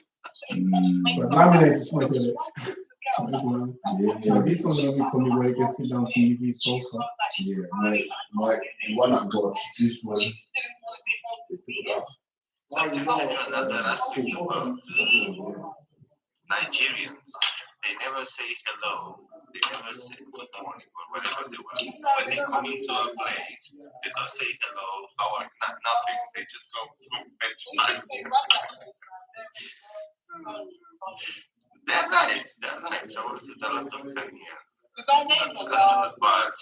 Zimbabweans, Ghanaians, Nigerians, they're all nice, but they have this, I don't know why they don't say hello when they come somewhere. You know, they come to the unit, they don't say hello. They're just grumpy. Like, they just move grumpy. They don't say thank you, they don't say no. They see it as weakness. Like, there's some people that are actually on one-on-one. I remember this one woman, she's a lovely woman, but she pretends to be bad-minded, which is rude. You have to be bad-minded to survive. Yeah, tough. Yeah, like.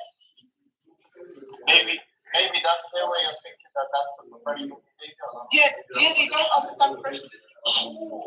I think that's what they think is professional. Yeah, and I remember a medical friend of mine, and he was like, I was getting bullied by nurses when I was a medical student. I was like, yeah, you crazy. Even at the medical, not really medical medicine, like junior doctor, if you show any little they could chew you up. Like, what? Once they start to feel powerful, they take it. So what are you doing now? Now, I was doing that whole investigation treatment. Now I do kind of like care with like adult mental health stuff. But sometimes I live in because small Which one? Yeah, like a house with like maybe 2 to 3 people, or sometimes one person can be homeless, and then they have to have people that literally live there with them. Yeah. It's weird though. Maybe we can skip them. Then you're black when you're empty. You're like, you're weird. Once you get your head around. Like a mental health cell. Yeah, it was like, yo, that's like, I have my place. If I go to literature, it's like, that's the everything. It's kind of, you got to get your head around. How does this look like, yeah?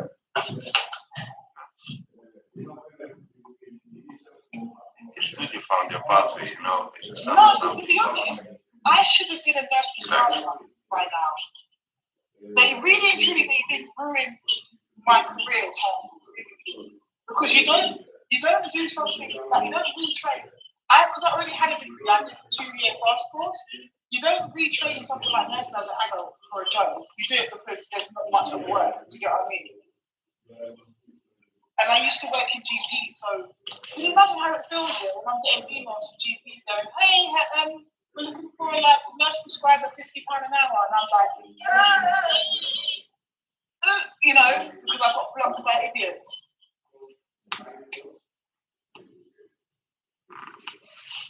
Yeah, I was a mentor for a long time. See, I would have prayed for a male mentor. Male mentors, when it comes to it, you can bash men can be horrible, but if you get a male mentor, you're laughing, marking you off, teaching you. I agree. Male mentors are wicked. Females, it's an 80% chance they're going to be laughing. Do you find that as well, like work, like something like I do think in the work. Nowadays, I prefer to work alone. And then in some situations, men are really humble, like. Yeah. Do you know what's funny? Is that my wife is on universal credit, but I'm not. Right. And when she has a coach who is a woman, just gives her a hard time. But the guy's not. Oh my God, I can imagine that. Why is your wife on universal credit and you're not? Wouldn't you both be on universal credit? No. We have a baby and she can't work, so I don't know. Oh, okay. I thought that means you both live as a couple. Yeah. Just topped up by universal. Probably like a little couple. No, so it's a joint account. I earn just under the threshold. Yeah, but yeah.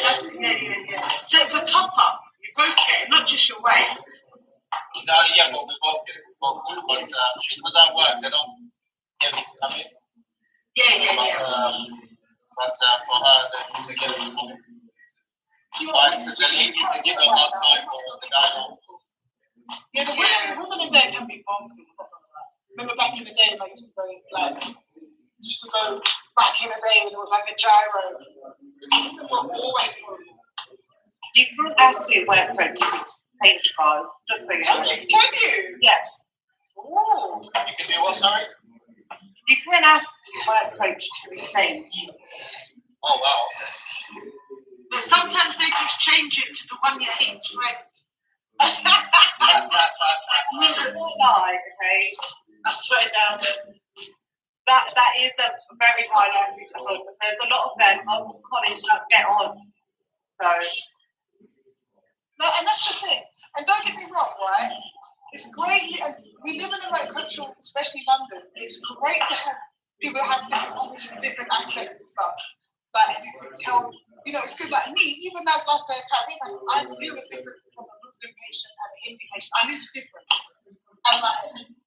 And little things like that, like the Indian nurses were so brilliant, but sometimes you would have ones that couldn't speak English, but they would put them in like night time that literally could not speak English. with the nurses, they had to have gone through top of qualification over here if they had got their original nursing degree abroad. They have to have your top up, you can see it in the hospital. Yeah, but even the top of degree that they do over here, you have to have a level of English to be able to do that. And nursing with a degree is a lot harder in India compared to here. I can imagine the Indian nurses are amazing. I love working with Indian nurses. And I really grew attached to this group of Indian girls that they're cool to work with. I had an experience. Beautiful as well. They were like, if you're talking about, you know, just a health worker, that makes I don't like them in NHS. Don't you? I think the fresh Indian girls have a reason. No, I don't. I fucking really do. But do you? But I think that. I'm not gonna lie. Where I live, they don't have a good attitude. I had to make a complaint at my hospital from the way they spoke. They were speaking to each other in their language in front of me, and I made a complaint. because you're looking after my health. I'm panicked about my health. I want to understand what you're saying to each other. I want to be treated like leaving you out in the corridor like a dog. I think a concept of bedside manners, you know, you're not supposed to speak in any other language but English when you're patient facing. If you're in the staff room or if you're in the office, that's different. But when you're patient facing, as per the bedside manners, you're not supposed to speak in any other language but English. I think they do that. I think it sounds like they were in a toxic situation, and then it just no, they were the majority. It was all when I went on the A&E, it was 90% Indians and about 2% being black, and the rest were white. The hospital's struggling there because they usually put the white. They are struggling. It's closed down. I'm telling you. They usually put white people in A&E. Like Barts is very like the white people get like the more prestigious like the A&E. Where I live is a majority Asian community. If you look at the statistics, they outweigh the white people, the black people. I stayed in Hayes in Wellington for a couple of weeks. I was doing a job. It was like super trucks is amazing. If there's a heavy Asian area, the Sainsbury's was amazing. I'm not staying at night, it's just Indian families like at night. But yeah, that was definitely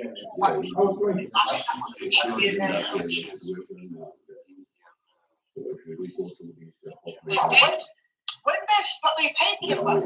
They traffic them because they put them in houses like 5-10 minutes from the hospital. Yeah, no, they treat them bad. They all live in the same house, but I don't think they pay them. But that's why I think that when they do their jobs, they don't have that bedside manner because they're just like, we're here for this is why I said people are speaking like they were all right. I don't know, maybe I don't know, but I can imagine this like industry because it's messed up. Every hotel is messed up.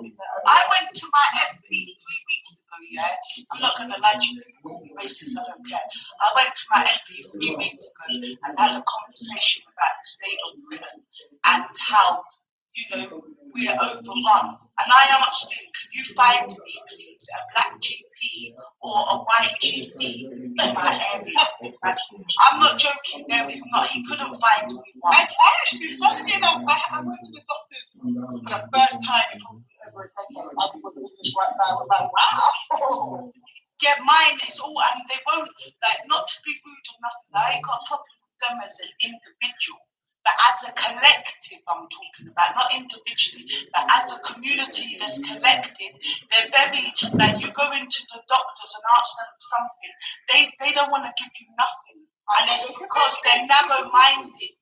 Like, they come from a culture, not to be rude, most of them that have come from their country to this country, not the young kids, I'm talking people that have come, grown up, and now working, they come from a country, they don't see black people. So to them, it's like, I'm gonna interject over here. Yeah. As an Indian woman who has lived in India and over here, I completely disagree. Because as I was saying on the live yesterday, in India you will see a woman or man that's, you know, as white can be. You will also see some that are darker than most people in So but your darkness doesn't mean you're West African. No, but that's I'm not saying. When we say black, you mean the people that were victims of the slave trade. That's what I'm talking about. Black, in not just Indians, Asians, Afghanistan, Somalis, every race. There's a difference between black ex-slaves, the only way I can put it, and other people of brown skin. You're always identified. How is that going to impact your healthcare? It did impact my healthcare. I'm not joking to you. I wouldn't have gone to my because when I went into my doctors and GPs and asked them, can you do this for me? Can you do that for me? They wouldn't do it for me. And then I know other Asian people that they did it for. So I'm not going to lie to you. I pay over £200 a month on private healthcare for me, my husband, and my children. Because I paid it purely because I felt I was being discriminated from the community I live in, and that my health wasn't getting looked at. My daughter, when we got private healthcare, they I'm saying not necessarily pinning the Indians only, like we said, Philippines. I'm following you behind. I'm going private. I went private. I had no choice but to go private. It would be nice to be able to see a doctor maybe once a year. Yeah, well, guess what? We have private doctors online. So I just do my GP thing online on video call and that. And if I need any thing done, it gets referred privately. I'm just treated. Maybe it's a class thing more than a common thing. I don't know. Kelly loves to speak. AXA Healthcare. Okay, I'll have a look into that then. Yeah, AXL Healthcare, and you know and you can get them. I think they're going to make a big switch next 3-5 years. I think that's going to happen. Yeah. Yeah, look, they're trying to defund the NHS as much as possible, so that the quality you're receiving in NHS is so shit. I think everyone's funding. I think it's keeping problem, Rach. I don't think it's funding. It is a funding problem. When I say it's a funding problem, I don't mean that there isn't enough money going into the NHS. People at the top are taking most of that money. Yes. The money is not trickling down to where it needs to go to. I think it's more corrupt than we can ever imagine. I think NHS got a lot of money. It's the way the money is handled. Yeah, they have their money, but do you not think that's all to try and defund it to the point where we're not getting the quality of care that we deserve? Well, I think part of that comes from, do you know, I think part of the attitude we get, not just Indians, all healthcare professions, I think they're underpaid for the job they do. And if I was them, I'm not gonna lie, if I was a nurse, I'd be a horrible nurse. When it comes to nursing, you've got to know how to play it. I was always gonna go. I wanted to private nurse. You got you can go private nurse is like happy nurse. But I was on the GP scene. Because in the new GP scene, then you can become a nurse prescriber after 3 years, and then you'll be making P, and you can become partner in a GP as a nurse now. But if you're looking, even if you're looking at the cost money-wise, okay. If we look at just nurses in general, my sister is a nurse and has been for many years. She qualified in 2009. You guys can do the math. Yeah. She's a specialist research nurse. She worked for the NHS for years. After the treatment through C19, her and her family, they uprooted and left from here, and they live in Oman now. Okay. He makes 6 times now what she ever did here. Listen, I don't blame her. Good on her. Wow. Good on her. I met a white girl, right, at one of my GP patients. We had the same birthday. It was so funny. She went to live in Abu Dhabi, like in Saudi Arabia somewhere, for a rich woman in a palace, right? In a palace for 1 year, and she came back with a deposit for our house in East London. Yeah. Oh wow. In 1 year. She said you get more from the Arab world working, to be honest. She said she used to way the nurses are treated there, forget the money. From my sister, from her experience, what she said is the way that the nurses are treated over there is a lot better. There is a clear differentiation between nurses and care workers. 100%. Whereas over here, it overlaps a lot. They treat it like they want to run it in an either way. Like in LA, I'm pretty sure that A&E nurses are on like $90,000, and it's respected. If you're in LA, yeah, they make paid. They get paid very much. Yeah, way more. Like in America, doctors are like millionaires. Yeah, that's what England's done wrong, you know. Doctors, teachers, lawyers, they don't get paid. Not lawyers, doctors and teachers. These locums, they're on like $750 a day. And that was back in the day. Not anymore. I hear a lot of doctors who are local because they're struggling. I think you have to know what you're doing, or maybe you're working the right places. When I used to like send off I remember this young Asian guy was like, "Can you fax this one over? Can you like send this over to my agency?" I was like, my eyes nearly popped out of my head. That's how I stopped it. I told them like signing off $7.49 a day. Wow. Compare that, okay? That's a doctor, okay? But if you look at business analysts, they earn it the same. Yeah, 100%.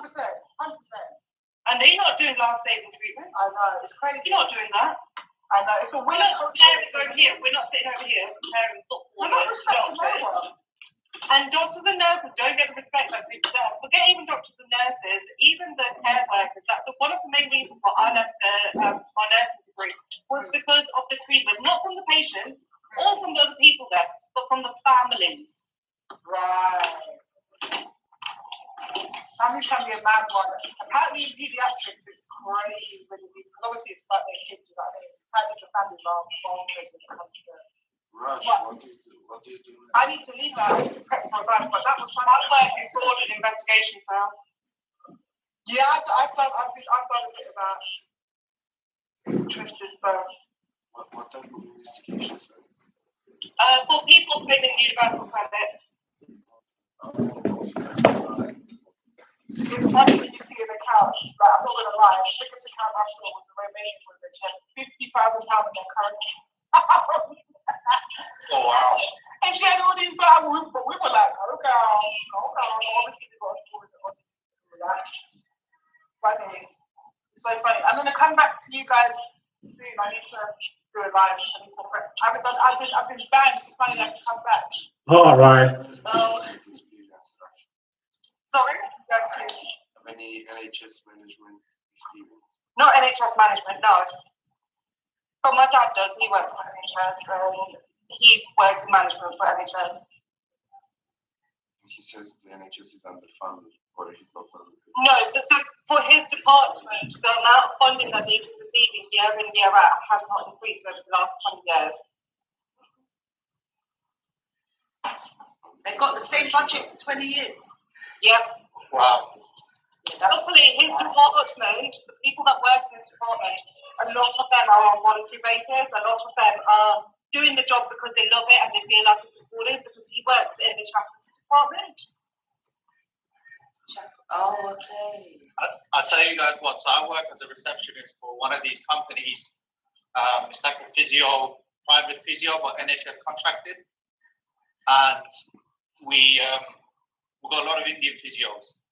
It seems like the management just loves hiring, which is not a problem. But the amount of complaints we get from the patients saying, "Oh, it's like we don't connect with them." When we talk about our family, or we try to build a patient rapport, therapist-to-patient rapport, it's like they don't understand our culture. And it's like we're talking to robots. And that's the kind of complaints that we get from the patients.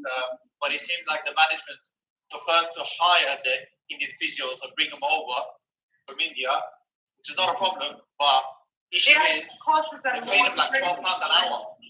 But it costs them. No, they pay them £12 an hour.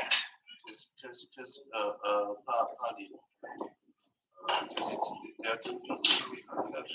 One, because nobody else is going to come to that job.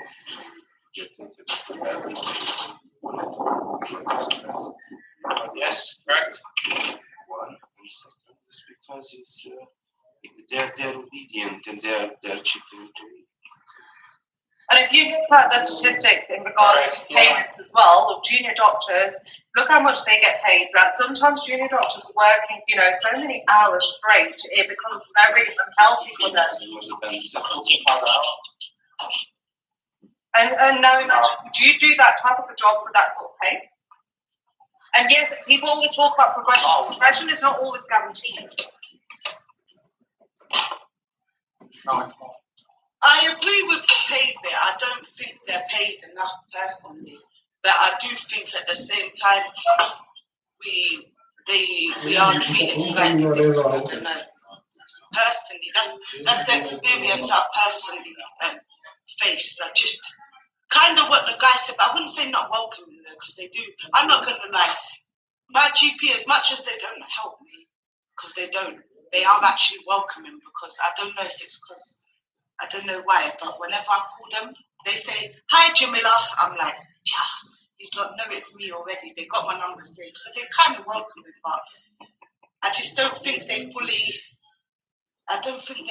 like comprehend the struggles of other races. Right. Because everyone, Indian people, Asian people, they've had their own struggles, their own oppressions, their own uphill battle.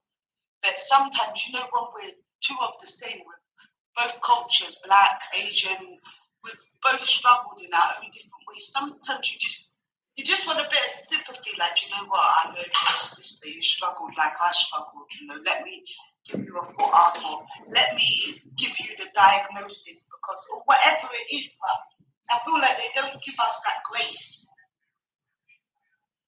What I don't understand though, okay, and I may be completely ignorant, so I'm really sorry if I am, but when it comes to healthcare, we all have the same sort of anatomy, regardless of our race, creed. Do you know what? You find that's not actually true, you know, because it's the same with clothing. 10-year-old to 11-year-old clothing, for example, will not fit the average person of colour. They won't. You go into Primark and you pick up a 10-year-old boy's trousers. Stays the same, like your kidneys are going to be in the same. No, but the black DNA, the black makeup in itself, genetic makeup is different from the Asian genetic makeup, different from the white genetic. Like yours is different from that.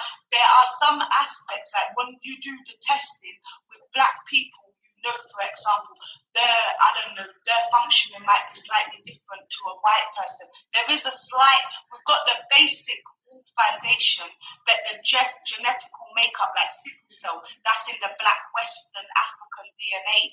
You know what I mean? There's certain things specifically for your race, and sometimes other races don't fully understand the black person's struggle. And the truth is, if it was black doctors, they probably wouldn't understand the Asian woman's struggle even. Like, it goes both ways, but I'm just saying, like, it's easier for you as an Asian person to go to another Asian doctor and be like, hi, this is happening, that's happening. Like, they'll understand you. But if I go, I don't know, I just find the barrier. I told host, what was it, yesterday, or whenever, as to where I've lived. Host, can you explain the demographic of people of where I have lived in the past? Oh yeah. It is majority white people. Yeah, I did not see an Asian doctor. This is what I mean. Like, for example, if we're looking at sickle cell, okay? Sickle cell, the way that it's diagnosed is the way that blood cells look, right? No, they do it at birth. At birth, she got diagnosed with sickle cell trait at birth. Yes, but based on the way that your blood cell looks, when they look at it's half immune or something, isn't it? Yes. But this is what I'm saying. It's going to look exactly like that in you or in somebody who's whitey or someone that's Asian. It is going to look the same. Under the microscope, but you lot don't get it. Asians and white people don't get it. That's what my whole point is. That's not true, though. What? White people? Yes, sickle cell is actually prominent in the Asian community too. Diabetes is prominent in the Asian community, as is high blood pressure, as is anemia. You know, anemia. Oh, yeah. Like, I know what that is. Yeah. So I never heard, to be honest, I didn't know Asian people got sickle cell. I thought it was a black thing, like West African thing, because Caribbeans don't normally have it. Black people. It is. Not too white. Yeah, that's what I thought, because it's West African. I can tell you why not for whites. Yeah. Because to have sickle cell as a baby when you're born, that means both of your parents have to have at least the traits. Yes. Okay? That's why my daughter's only got traits, because I don't have it. If you're white, how are you getting the sickle cell from? Do Asian people, brother, do you know of Asian people that get it? Like, I've never met an Asian patient with sickle cell. I never met. I thought it was just West Africans. Neither white, it's only African. And you don't find it in Caribbeans either, really. It's a West African thing. It's African continent. Because I don't have sickle cell trait, but my daughter, when she was born, they gave me a card. They said she's got the sickle cell trait. You find it in South America as well, but they are because they are descendants of African. But did you understand, brother, what I meant by an Arab's makeup, an Asian's makeup, a white makeup, a black makeup? We have the foundations, the organs the same, but genetically, like, correct me, I could be wrong, but do you not think there's slight... Genetics is one, anatomy is another. What Rush was meaning about anatomy is us. We have one brain, which is in the same place. Yes. We have one heart, which is in the same place for everybody. We have one ovary, which all the women have it in the same place. It does the same thing. It doesn't change. We are all the same. All humans are the same when it comes about anatomy and their anatomical structure. There you go. Genetics, when you say genetics, yes, the Africans have muscularity. A lot of it goes undocumented, and the reason being is because you've got to look at the treatment that we are receiving as well. Okay, you guys may think that there is no differentiation. One thing that I will say, yes, there is major differentiation, is when it comes to labor. When it comes to labor and delivery, women of color are not treated exactly the same as women that are YT. When it comes to delivery and labor over here. And a lot of things, you know, this is why I will sit back and listen, but then when I do feel like I need to question something, I will come back and question it. No, you're fair enough, that's your right. Me, to be honest, I learned something new because I would never have put any other race under sickle cell but West Africans, personally. It's not even just West Africans, though. No, I know, that's what I'm saying. In Africa. Yeah, but I would have only put it West Africa. No, it's prominent in African, Arabian, and Indian origin. Yeah, that's what I'm saying. I didn't know that personally. I just always sickle cell West Africa. That's where my what sickle cell is. Define the sickle cell. You understand exactly. So sickle cell, it's exactly what it says. Sickle. The cell is like a sickle, like a sieve. So what it does is the hemoglobin cell destroy that cell destroys, and you're left without hemoglobin. Your hemoglobin levels are very low. So that sickle. What is hemoglobin? Because I think my daughter got a card that it began with H. If she goes hospital, somebody. Hemoglobin is the hemoglobin are the cells responsible to carry oxygen. That's what they said. My daughter needs more oxygen if she goes to hospital. They gave me a little card. Genetics, yeah. So sickle cell. It's when we talk about sickle cell, it's either you have the traits, which means you are a carrier of that gene, and it can activate the disease into your children, or you have active sickle cell. So if you have two individuals that have sickle cell traits, mother has sickle cell traits, it's not active for her, but she has it into her DNA.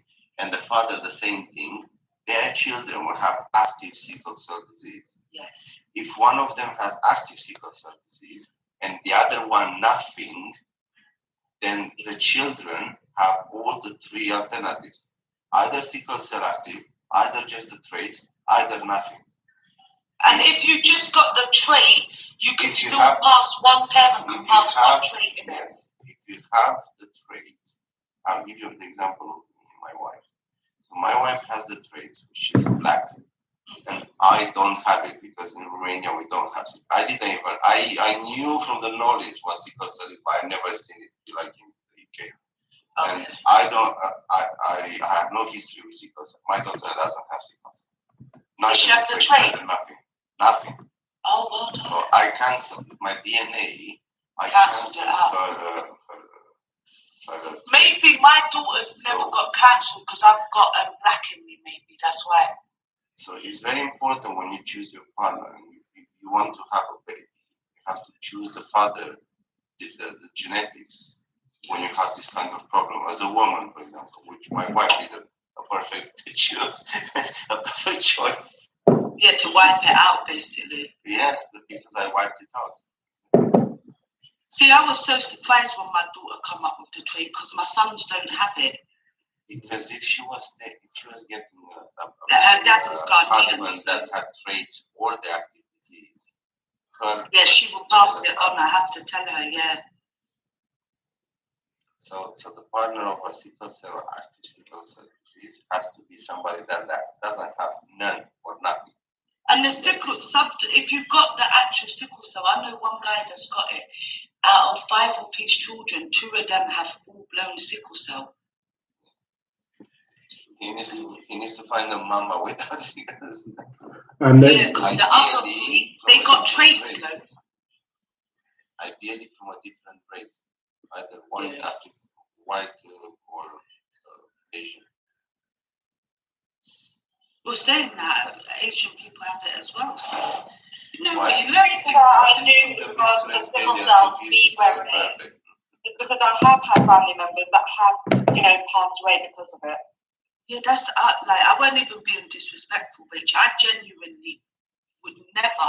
I would have sworn that you lot couldn't have it. This is exactly what I was talking about yesterday when I was saying that, a lot of people sit there and think, oh, we're very different. But if you really truly look at it, we have more in common than we do with the YG population. Yes, I agree. Yeah. But it's really important. But it's sad there is a division, though. Yeah, it's really important that we It was another group. It was another group conversation. How do we get people at the same table for the greater good? How do we unify instead of divide? Yeah, how do we? Yeah. How do we do that? Because do you know what? Believe it or not, we've all got, even me, I'm not gonna lie. I don't know if that's unconscious or conscious, but we all got biases. So how do we unite with the biases? Because I have biases, I ain't gonna lie. Sometimes TikTok has increased them. Sometimes TikTok makes me realize, actually, maybe I'm a bit wrong. I mean, the first thing we can do in regards to unifying everyone is recognizing within ourselves that actually we have more in common than we have differences. The second part is with our children, the way that we raise them. Like, I'm so sorry, I've forgotten your name. Jamila, that's it. Sorry. The same way that you said you put your child in the school because you thought that was predominantly a better school for him. Yes. But you look past like culture or race or anything like that in order to do that. And if we carry on behaving like that we think, okay, this is going to work best for me, and move forward that way instead of being like, okay, you know what, this race is like this race is like that, because you will find good people and shit people in all things. Because I got told by a Muslim on one of the lives on Darkest, is his Darkest? I think that he's like, Don't punish her. Yeah, his lives are always toxic. Yeah, there was one Muslim guy on there. Toxic topics. Yeah, there was a Muslim guy on there, and he was like to me, "Why are you sending your son to a 98% Hindu school? You're a Muslim." And I was like, "Why are you sending your children to any school in Britain? Like, it's not a Muslim school." Whatever is in your area, you've got to look at what school is going to be best for your child. And I looked at the educational level, and I'm not joking. I tell everybody on TikTok, I should be advertising for the school. That school is spectacular. I went into the school, I'm not joking. You walk into that school in a school day, look in them classrooms, Just know that the main funding does come from a cult, FYI. Yeah. Well, that one's a public school. My son's school's public. So they have private funding going into it as well. Okay. Yeah, that's what I told them. You know, I went to them. I said, yeah, maybe, but I said to them, because they're Hindus. I went into the school. I had a proper conversation. I answered for all of the teachers, everybody. Had a whole meeting with them, and I said to them, like, I think as humans, we have to take the good from other humans and their cultures. Every culture has good aspects. I said to them, you lot need to implement this type of education into every public school. Then 80% of our children will be very highly educated. But they don't. If every child was actually highly educated, they may actually make something of themselves. And if they make something of themselves, then who are going to be the workers that they need in the different places? They don't want that. They don't want progression for the everyday child. We spoke about that last night. That's why, really and truthfully, you know what? I kind of come to the conclusion, like what you said. The truth is, we're just all one people, and we're not really oppressing each other. The government's making us really oppress each other. And I don't know if you guys are aware, like even in regards to, you will see propaganda from, different extremists, and even recently, I don't know if you guys have seen the post from, there's a woman going around and being like, oh, we need to cut out all the shops and that. I don't know the name. I'm sorry. The thing. Yeah. I like it. Even if you do that, it's like, I'm sorry, but you know, the money is still going to end up in our pockets one way or another. Like, think about it, all the cash and carries are owned by us. Yeah, that's Even what if she you're buying a Range Rover or a Jaguar Land Rover, guess who owns that? We do. The fact that it's very problematic.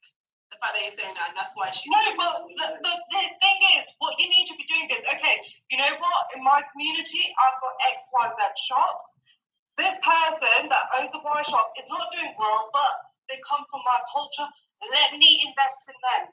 Let me promote them. That's what she's trying to do. What you're saying doesn't make sense. You're saying that they have to be in your culture. No, they don't have to be in your culture. But what I'm saying is, if this is what you want to do, where you want to be putting money into your culture, I think that's a great thing. But I don't know what she's saying. The shop that's opposite my house, okay, is owned by an Afghani family. Am I going to go to a different shop 10 minutes away from me just so that a shop that's owned by? Did you actually listen to anything she said? Yeah, and her whole point was, I think you listen to her. You haven't listened to her. I did listen to a couple of clips. She's basically what she's trying to say. Yeah, because what Elaine's trying to say is, do you know what? It's the time that black people reinvested in black people. I agree with that. Yeah, the reason why she said, you know, she said the reason why the boycott South Asian people come up, that was not her original thing. She made a comment, cool, I can understand if you're Asian, you might take it as an insult. But the way that I see it, okay, is if you're saying, okay, invest in our own people, great. That's amazing, because you know what? I do believe that a lot of, you know, especially the Caribbean culture, a lot of it has been kept behind. In the sense that whereby businesses and all of that have boomed, I don't see many Caribbean businesses. Right. I don't, and that's really sad. I get that. But then, thank you, Dan. Thank you, Dan. Would you look? This is the problem that the black businesses have had. Yeah, that like you said earlier, and it's not a dig at your community. Like, let's just be honest with each other. You said, and it's true. You lot own the cash and carry, like the warehouses. The way that damage has started, though, okay? No, but I'm not. Look, the way it started is not a problem. You lot owning it is not a problem. Like, that's not my issue. The issue is, and you can tell me if this is true or not. No, community. I only know from what I've heard, so maybe it's a stereotype, maybe it's the truth. I don't know. You can tell me if it's truth or not. But from what I've heard is these warehouses, what did you call them again? The carriers. Yeah, the cash and carries. Basically, if a black person comes in there and says, do you know what, I want to get a bulk 100, let's just say, of this hair product, yeah? They will get there, only because I've never bought anything from a cash and carry. No, I'm talking about your community. Have you heard that they overprice us? I've never shopped. Let her talk. Yeah, because the only reason Elaine's thing was that we have been held down because cool, you lot own the foundations of things, but when we come to buy, you overprice us, which means that we ain't able to sell it at the same competitive price of you because it's been overpriced. So our businesses go down because we have to buy the stock at a more expensive price, sell it at a more expensive price, and any human with sense is going to the cheaper one. Like, of course. Exactly. And that's what's happened. As someone that's been in hairdressing and has been in different fields and things like that, I've seen it happen. I've seen salons go out of business. I've seen, especially black-owned salons, because that's who I work with.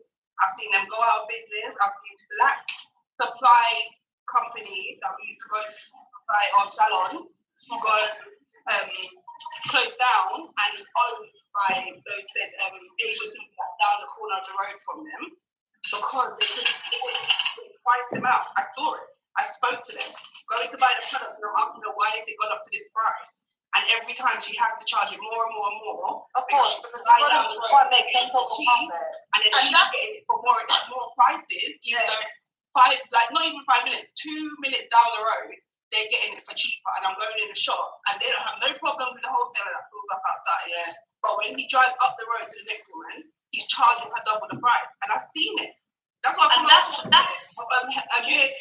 hair care. You know the boycott, can I just say something? You know the boycott, yeah?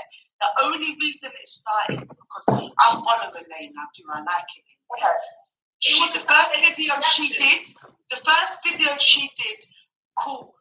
She called the South Asian community the buffer class. I understand some of you might have took that disrespectfully, which is fair. You're right. Everyone. No, because what it makes it seem like is that we've not had any sort of hardship in getting to where we are. Yeah, I get where Bruce lot got that from, but she wasn't meaning it. You lot ain't had hardship. She just meant it in a way of black people have always had it slightly harder than other. But Elaine has addressed that many times. Yes. She hasn't said anything to do with how you lot work. She said that you have always been hard workers, but in order for black community to prosper, we have to stop going to the corner shops. We have to stop going to the hair shops regularly and things like that. We have to find black companies and we have to start buying black to support our own community. Yeah. And then when she said that, the Asian community started coming at her and things like that. And then she was boycott. And she started saying, you know what, fuck off, we might as well just boycott. That's where they come from. And then they started coming for her, and then they started doing death threats. So that's why no one doing death threats. They did. I was on a live yesterday. They did. I was on the live. I was on the live yesterday. And she did her own live, and her own live got cut off 3 times. 3 times I was on the panel, and her whole thing shut down. And she had to open her own account, another account, because they completely blocked her. She had to open a new account in order to reopen her live. She came up with a whole other my community is wrong because that's what your community is doing, though. But that's what I'm saying. I'm talking about my community where they are wrong. But no one's pulling them up. That's the point. No one's pulling them up. You lot are coming over here and hold on, what did I just say? No one's. I'm not saying that. Okay, we're wrong if we have done this. What am I exactly saying? Oh my goodness. They are going after her. I'm saying that the Asian community needs to actually listen to the words that are coming out of her mouth instead of hearing little words. And the clip that I saw, I'll tell you the clip that I saw, okay? The clip that I saw, what it said in that clip was this lady, she was saying that, okay, you know what? If you can't find... First of all, try and find a black supplier for that thing, okay? Which I agree with. Great. Second of all, if you can't find it on your high street, look for it online. Okay, great. Because you know what? I agree with that. The bit that I had an issue with was where she was saying, even if you've looked everywhere and you can't find that, go to a Tesco, going to an Asda, because Asda's owned by an Asian family. A lot of the stocks in Tesco is also owned by majority Asian families too. But that's my issue. That's you're not actually looking at this thing the way that. Yeah, that's the only reason you're not understanding, Rach. The only reason, honestly, cool. I get upper class maybe feel a type of way, and if I was Asian, I'd probably type of way by the word buffer as well. But the reason she responded the way she has is because of the hate and the racist abuse she's endured since. Never have got the hate for that, because there should never be hate in someone trying to pour into their own community. If we don't pour into our communities, they don't grow. And I agree with her on that. Yeah, regarding what. Can I ask you a question? As Asian people, take away Elaine out of this conversation, because I know obviously there's a thing against Elaine.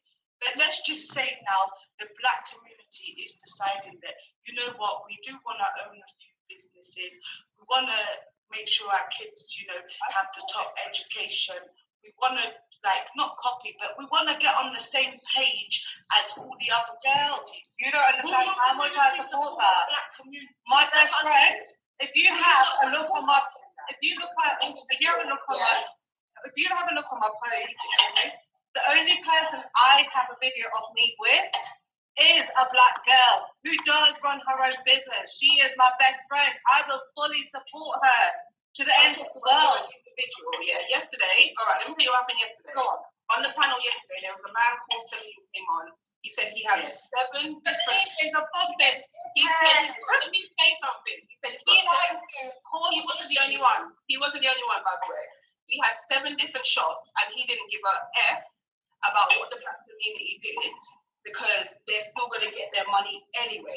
Yeah, because what he said, then he sent her a text message. When Elaine came in, he started calling her all these like funny names and referring her to stuff. And then there was another panel, he was on it, and they were referring to her slandering comments. They would allow us to talk. These are the people we need to make famous for all the right reasons, because you know what? Everyone needs to know what this man Salim is like. Like, I don't know, when Salim, he goes on to a lot of these controversial lives, okay? And he'll be like, oh, but one minute, let me get my point across. And that's all you will hear throughout the whole fucking life. Because yesterday, you know what he said to us, Rach, yesterday? He said, I sent Elaine a message on Insta, I think, and the message he sent to her was, hi, I'm Asian, I own 7 shops, I'm looking to open my 8th shop, can you give me a location, and just to let you know, I'm going to employ black people, but the money's still coming to me. Like, it's just unnecessary. That's him or her, sorry, I didn't hear if it was man or a woman. It was him, Salim did that. Oh, he's just trying to be a dick. Salim is one of those biggest dicks you can find. He's on the same level as Bobby Thing. I'm telling you, this is what Rach. The thing is, as he was talking, there was multiple people agreeing with him. As you will. In the comments, people giving him money and coins and stuff. Girl, you will. I promise. And that girl Salim as well, really, listen, like him. If we take even the race thing aside, okay? Yeah. Even, yes, there are few people on these apps who are full of hate, who love to divide people, and who are dickheads. Okay? One of them was on Hostess Live yesterday. I promise you, that man walked away with the most amount of points out of everyone that ever came on this panel yesterday. Who, Bobby? Yeah, he's full of fucking hate. Yeah. That's what you know what? I think that's what it is. This is what I was trying to explain. Like, black people is positive for upcoming some reason. It feels like that as a black person. That's how it feels. This world, that's what it is. As soon as anything comes to get touch, everybody is on it. Everyone's in full support, and they don't give a shit about what we have to say. And if we are upset about it, oh well. So-called N-words and M-words and all these other things come out, and if you don't like it, then deal with it. Like that's the reply she was getting. Yeah, and even I got that on a couple of lives. I got told I'm not Muslim, I'm a monkey, I'm all types of things. I'm so sorry. I was saying you never have to be aggressive and things like that, and they kept telling me to shut up. But this is the bullshit that happens. Do you know how many times I get called a Pakistani Muslim? Even though I've said multiple times that I'm not. I get called out on a regular basis.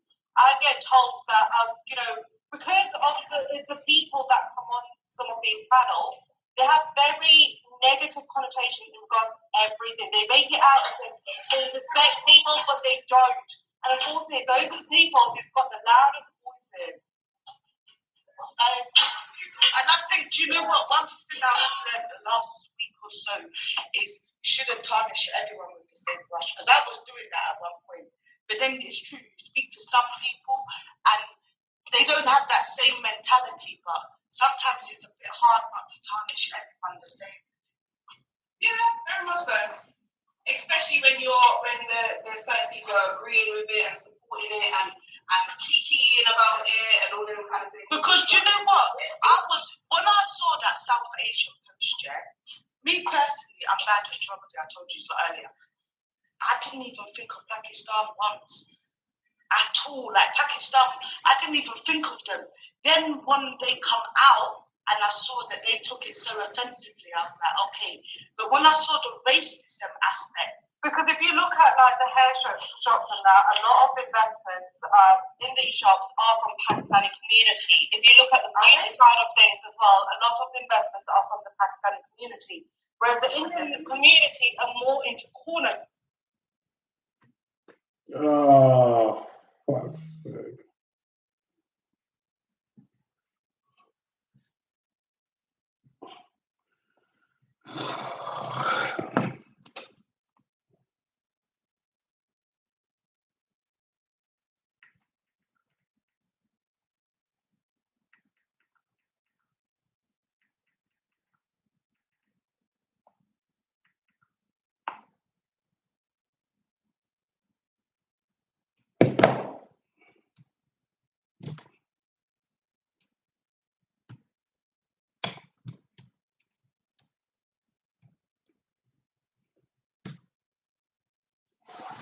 Well, I'm gonna go off.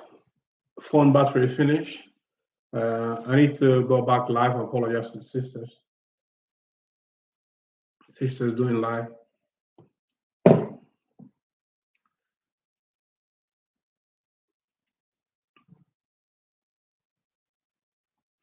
Well, YouTube, thank you for watching the Sacco Media 24/7. The conversation today was about bullying in the workplace, but we end up talking marriage. Now we're talking about business and race. Okay, but thank you, YouTube. I hope people please subscribe to YouTube channel so we can grow this channel as well. Thank you.